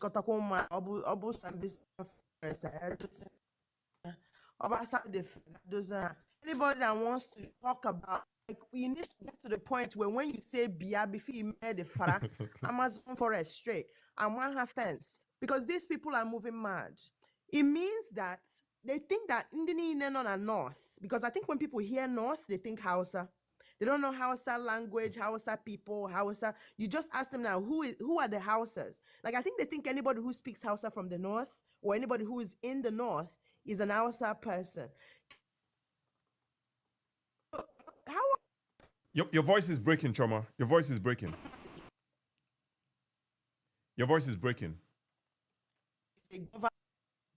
Oh, can you hear me? Yeah, it's clearer now. Oh, it yeah. might be network. Yeah, we can hear you now. Can you hear me? Yes. Oh, Abina, from my side? I don't know if it's from my side. Just be time for me to go to bed, but all I know is that bingo's 0 and you know, shelters. So you know, I'll see you tomorrow, okay? Absolutely, Choma. Thank you so much. Appreciate it. All right. I mean, yeah. I like the conversation I had with my brother Dickin Sam. If you can hear my voice, my brother, feel free to come back to the Bia Palo podcast on a different day anyway, if we are talking about this or whatever topic we're talking about on that day. But I appreciate you, my brother Dickin Sam. I appreciate you, Choma. Thank you for joining. I know you have to go sleep. We'll go close in maybe 15, 20 minutes once we have this final conversation with my brother Udiwenyi. Udiwenyi, I greet you, my brother. If you want to unmute yourself, let's have the conversation. Oh, okay. Thanks for giving me the floor. I greet everybody here. First, I would like to appreciate you for giving me the time to share my views on this. So I think a lot of people miss the point. The point is, are we marginalized or mispositioned? You know, that's the topic. So I would like to start by quoting what Chino Achebe said. He said that Nigeria has got an Igbo problem. So I think he said this many years ago, but as time has progressed, my father once told me that the task of the modern educators is no longer to cut down jungles, but to irrigate deserts. All right, let's talk about the Nigeria has an Igbo problem. Let's talk about that. What is the Igbo problem? Because he felt like others that Igbos were being marginalized in Nigeria. That's what he felt. Achebe, during his own time, felt that Igbos were being marginalized. You know, anybody can feel anything, right? Anybody can feel anything. It might be It's, warm, it, and some people might be feeling. it's a Hear, feeling. hear me out. Hear me out. Hear me out. Marginalization. Hear me out, Mr. Marginalized. Udiwayne. Please hear me out. When you talk, I will allow you to talk. Then when I'm talking, please don't overtalk me. So the point I'm trying to make is some people, like older people now, for instance, they don't feel thirsty. They need to feel thirsty. So and I'm not making this up. You can go do your research. Older people need to feel thirsty like we will be younger people. So they need to drink water, regardless of whether they just need to keep up with drinking water so that they stay hydrated. So because they don't feel thirsty, doesn't mean that they're not getting hydrated. And some people as well, place feel they warm, then go they feel cold. It doesn't mean that the temperature is not warm, right? You see what I'm saying? So your feeling is valid. What you're feeling is valid. However, the fact remains. Let's talk about the facts. If Chino Achebe was feeling like Igbos were being marginalized, what are the facts? Let's talk about the facts. Okay, Kachi, you didn't want me to land. So, like I was saying, the things has changed over time. The Nigeria of today is no longer the Nigeria that Chino Achebe was in, where he felt like the Igbos were being marginalized. Okay. I would like to quote another person from the north, Bello Shagari, the son of late Shagari. He said that I would rather have a crisis-laden Nigeria where at least the elites are friends than have a broken or divided Nigeria at war with its former self. What does he mean? He's trying to tell you that as long as the elites in Nigeria are in the same page, he doesn't have a problem. As long as the rich people, it doesn't matter where they come from.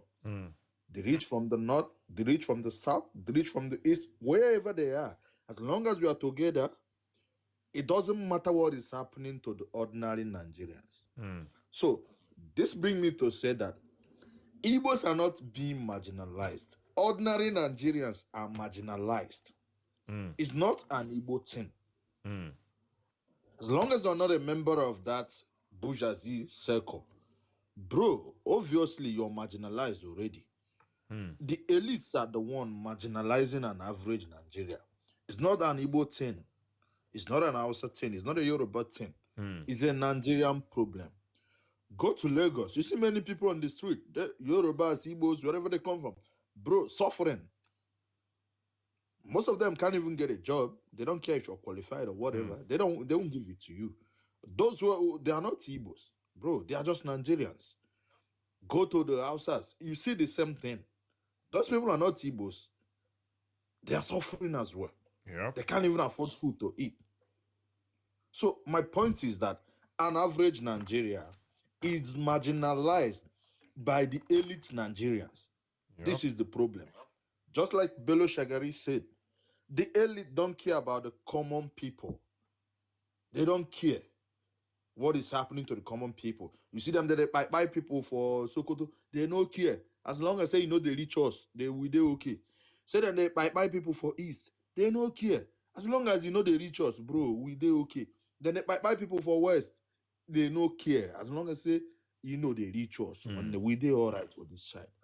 That's the problem. So it's not that the Igbos are being marginalized. Talk about politics, bro. There's no politics. Like there's no government that don't have prominent Igbo people in it.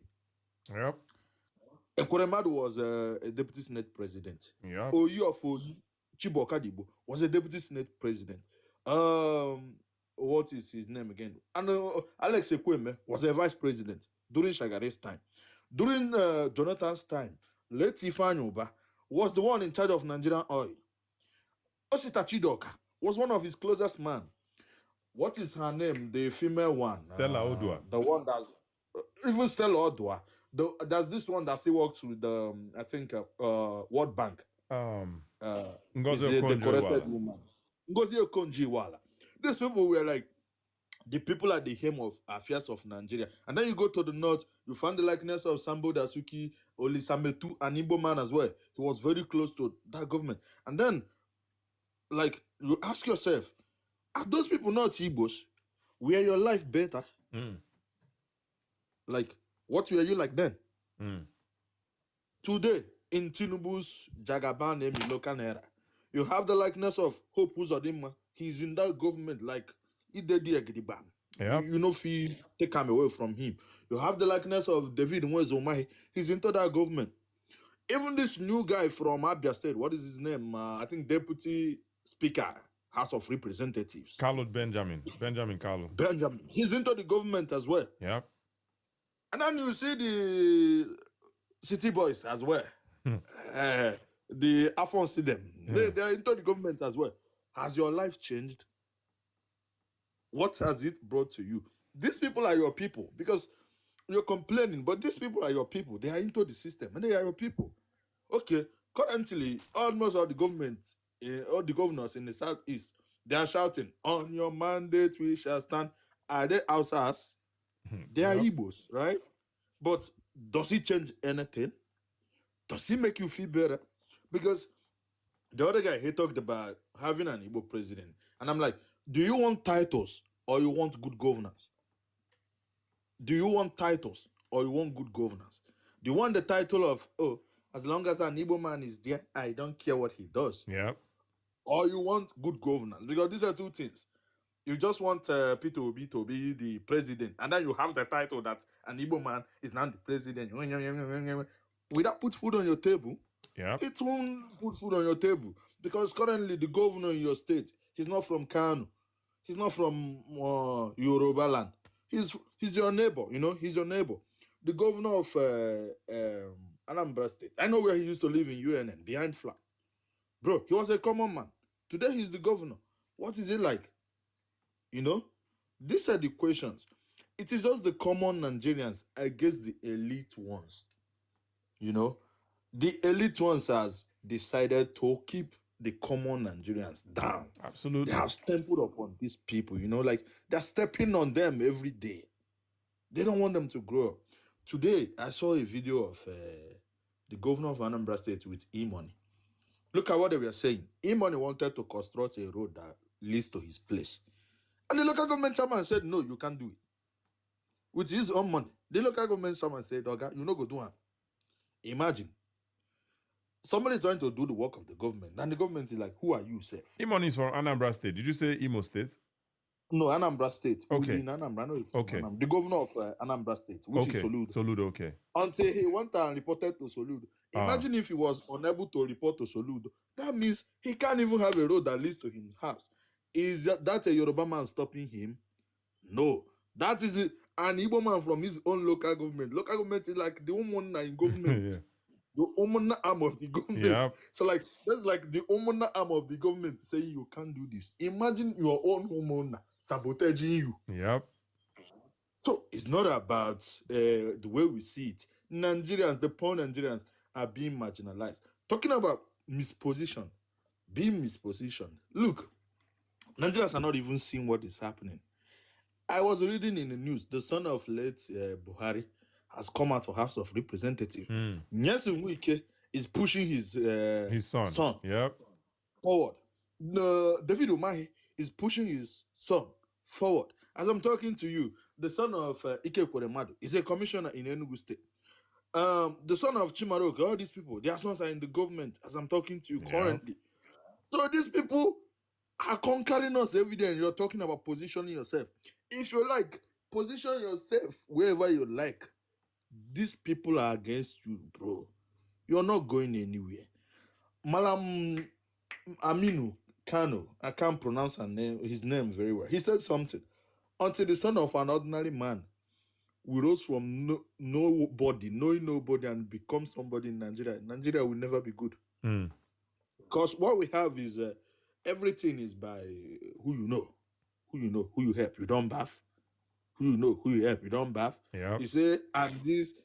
You position yourself where I've got a lot of PhD, I've got degrees, I've done research in this. I was in the University of Manchester. Then I went to Cambridge. I was in Harvard. Bro, who is your father?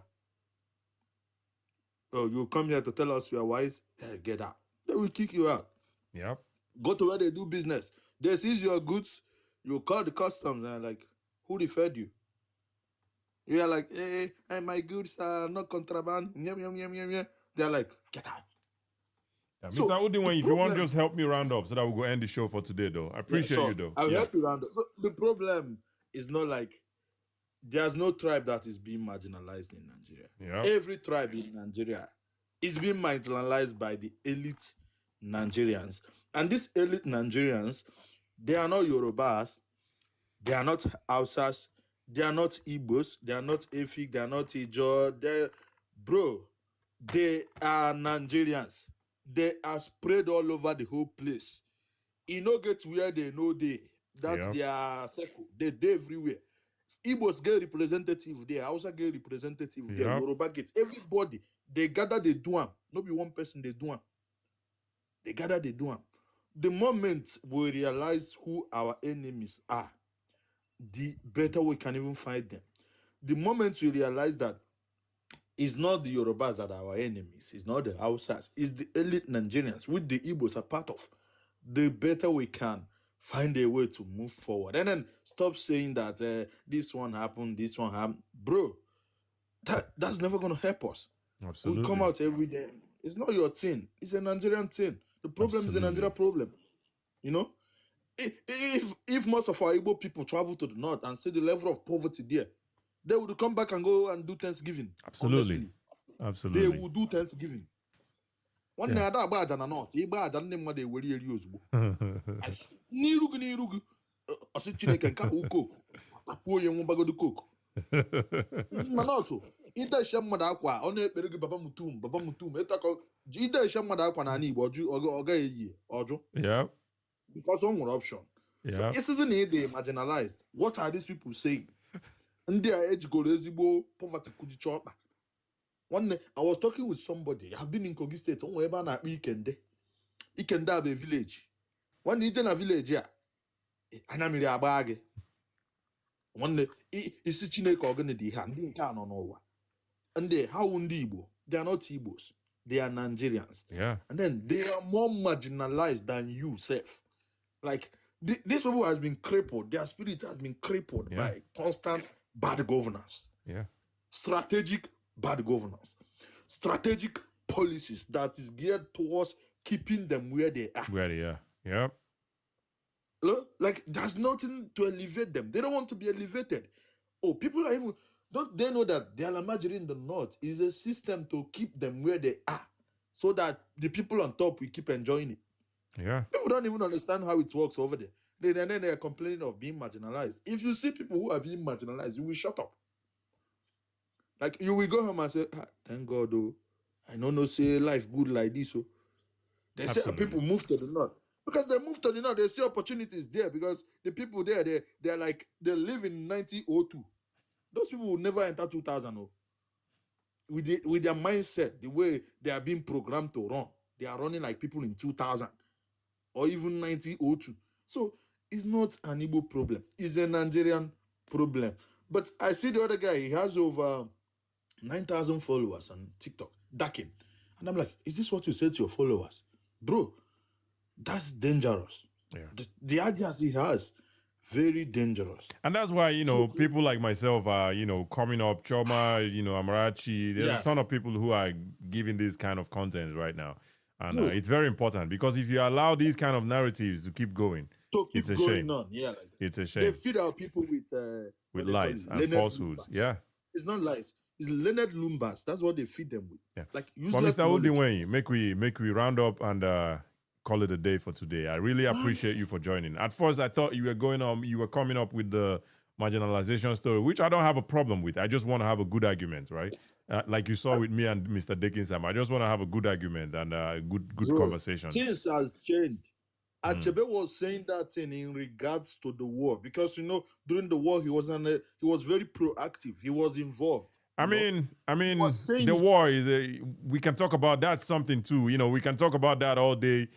Maybe I go indulge you in that one as well. What is Achebe saying about the war? That Ojukwu made a mistake, a clear mistake. We shouldn't have gone to war with Nigeria. Ojukwu knew from the onset that he couldn't beat Nigeria, and he went into that war regardless.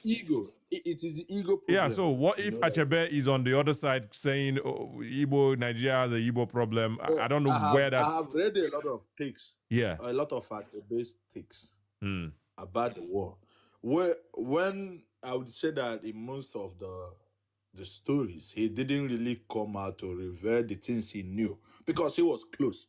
He was Ojuku's message errand man during the Yeah. war. He was the one going meeting people for this to accept Biafra. Yeah, He was because the way one. he wrote There Was a Country, it was like that book, the way I felt it and the way I experienced it anyway, it was like I was inside the wall. Like he was writing it He like was. you were in He there was. looking He at was everything there. happening. So He looked at everything. he made it open, Sha, for you to make your decision which side you did, which side you know did. So that one at least Thank I you. give him some respect on that one. But then, even in that book, he didn't do something there. But he didn't reveal some kind of information, which I felt like even in a modern world, any sensible government would say this is classified. You can't just reveal everything. And I keep telling people, sorry to say this, a lot of Igbo people misunderstand me for having this stand. I said to them, Ojuku isn't really the best thing that happened to us. Absolutely. Absolutely. I He did a brought monologue us 2 to the days ago. middle of the road Feel free to check it and out. abandoned us. Absolutely. Feel free to check out the monologue I did a few days ago on this same Ojuku. Like, it's titled Wrong Hero. Wrong Hero. Like, who should we be celebrating? When we have heroes like Michael I saw Okpara. it. I saw Okay, it. feel free to check it I out. We came have across heroes like Michael Okpara, but we decide to be looking up to people like Ojuku. But anyway, Mr. Oduwayne, definitely a good conversation I'm having here with you. But if I continue to get the conversation with you, I don't think I'm going to go for today. But I appreciate you, my brother. Feel free to keep coming back to the Bia Palo show and keep checking out Once our I see the monologues. show, I'm always free. I will always join because I always said, our people need education, bro. Absolutely. Serious education. Absolutely. Serious one. Absolutely. Serious one. Absolutely. All right. Thank you, my brother Udiwenyi. I appreciate you. We'll go see you some other time. All right. Make a shout out my guests here before we call it a day for today. One Choice, thank you for the heart. Fruitful, thank you for the hot cross bun. I appreciate it. Thank you for the gifts, Fruitful. Udiwenyi, thank you so much for the hand hearts. I just see the gifts where you give me now. Thank you so much. I appreciate it. Who else is here? Udiwenyi, thank you so much for the gifts. I appreciate it. Who else? All right. I appreciate all of you guys for the gifts you guys sent me today. Thank you so much. I appreciate it. All right, make we shout out the people who are still there here so far. We have Udiwenyi, thank you for being here. I appreciate you. Comfy Global, halfway one day, stay woke. Blessed Man, OI Sex, thank you for still being here, my brother. We started the show from the beginning and you're still there here. I appreciate you, my brother, OI Sex. Obaluton, you know, so I don't tire now. Even before when I know too tired, my tongue they go anywhere. So make una no too vex for me. But Obaluton, thank you so much for being here. Topside, I appreciate you. Paparazzi one, I greet you, my brother. Thank you so much for being all through the show. I appreciate you, my brother. Don ESP, thank you for being here. Oluwa Pancho, thank you for being here all through the show. I appreciate you. Fruitful, Oboli Friday. Adachieze, thank you so much for being here. I appreciate you. Thank you so much for being all through the show. I appreciate you. One Choice, Read with Momo, AY Don, Itu Osas, Chimobi Felix, Oracle Engineer Ola, NYCPC TV. Thank you for being here. Isaac Nice, Ara2, Polex 2000, Loconzo, my brother. Thank you for being here, my brother, all through the show. I appreciate you. Thank you so much. I digest One with God, and all the beautiful people on TikTok. I greet all of you guys. Thank you so much. And on Facebook, Asoba Baka Timothy. He says, I love your professionalism and unbiased mind. Thank you so much, Asoba. I appreciate you. Esosa Nosa Kare. Good one. Thank you so much. Veli DK says Agui Ronsi was even the first military head of state. Absolutely. These are things that people do not know. We need to keep saying the facts. Not only facts go set us free. The Bible says truth go set us free, but here the facts go set us free from this bondage where Ojukwu and Nnamdi Kanu put us. Anyway, Esosa Nosakare, thank you so much for being here. Veli DK, thank you for being here. Lina Wateze, the River Niger does not flow into the Atlantic Ocean. Absolutely, and that's where I was coming from. How is this your that was the line of questioning when I was talking to that my brother Shena Jokonde, Abi Jokonde, but these people, they don't even want to have a sensible conversation. They just want to keep talking and talking and talking. Anyway, Lina Wateze, thank you for being here. Olawale Ige, thank you for being here, my brother. Unfazed. Your name was so good, you named yourself twice. Thank you for being here. I appreciate you. Ifanye Kemezie on Facebook, I greet you, my brother. You're always here. I thank you so much for supporting the channel. I appreciate you. Thank you, thank you, thank you. We don't come to the end of the show. I don't know. Hopefully, I'll have the energy for tomorrow. I know I don't do back to back. I don't think I've done back to back in the minutes, but I did back to back. I did a show yesterday, and I'm doing another one today. I appreciate all of you guys. Now they love and they show me for TikTok and Facebook and YouTube. Now they make me they come back here every time. I appreciate you guys so much for showing me all the love. Hopefully tomorrow, if we get the energy, we'll come back. Otherwise, I'll see you when I see you. Until next time, peace. All right.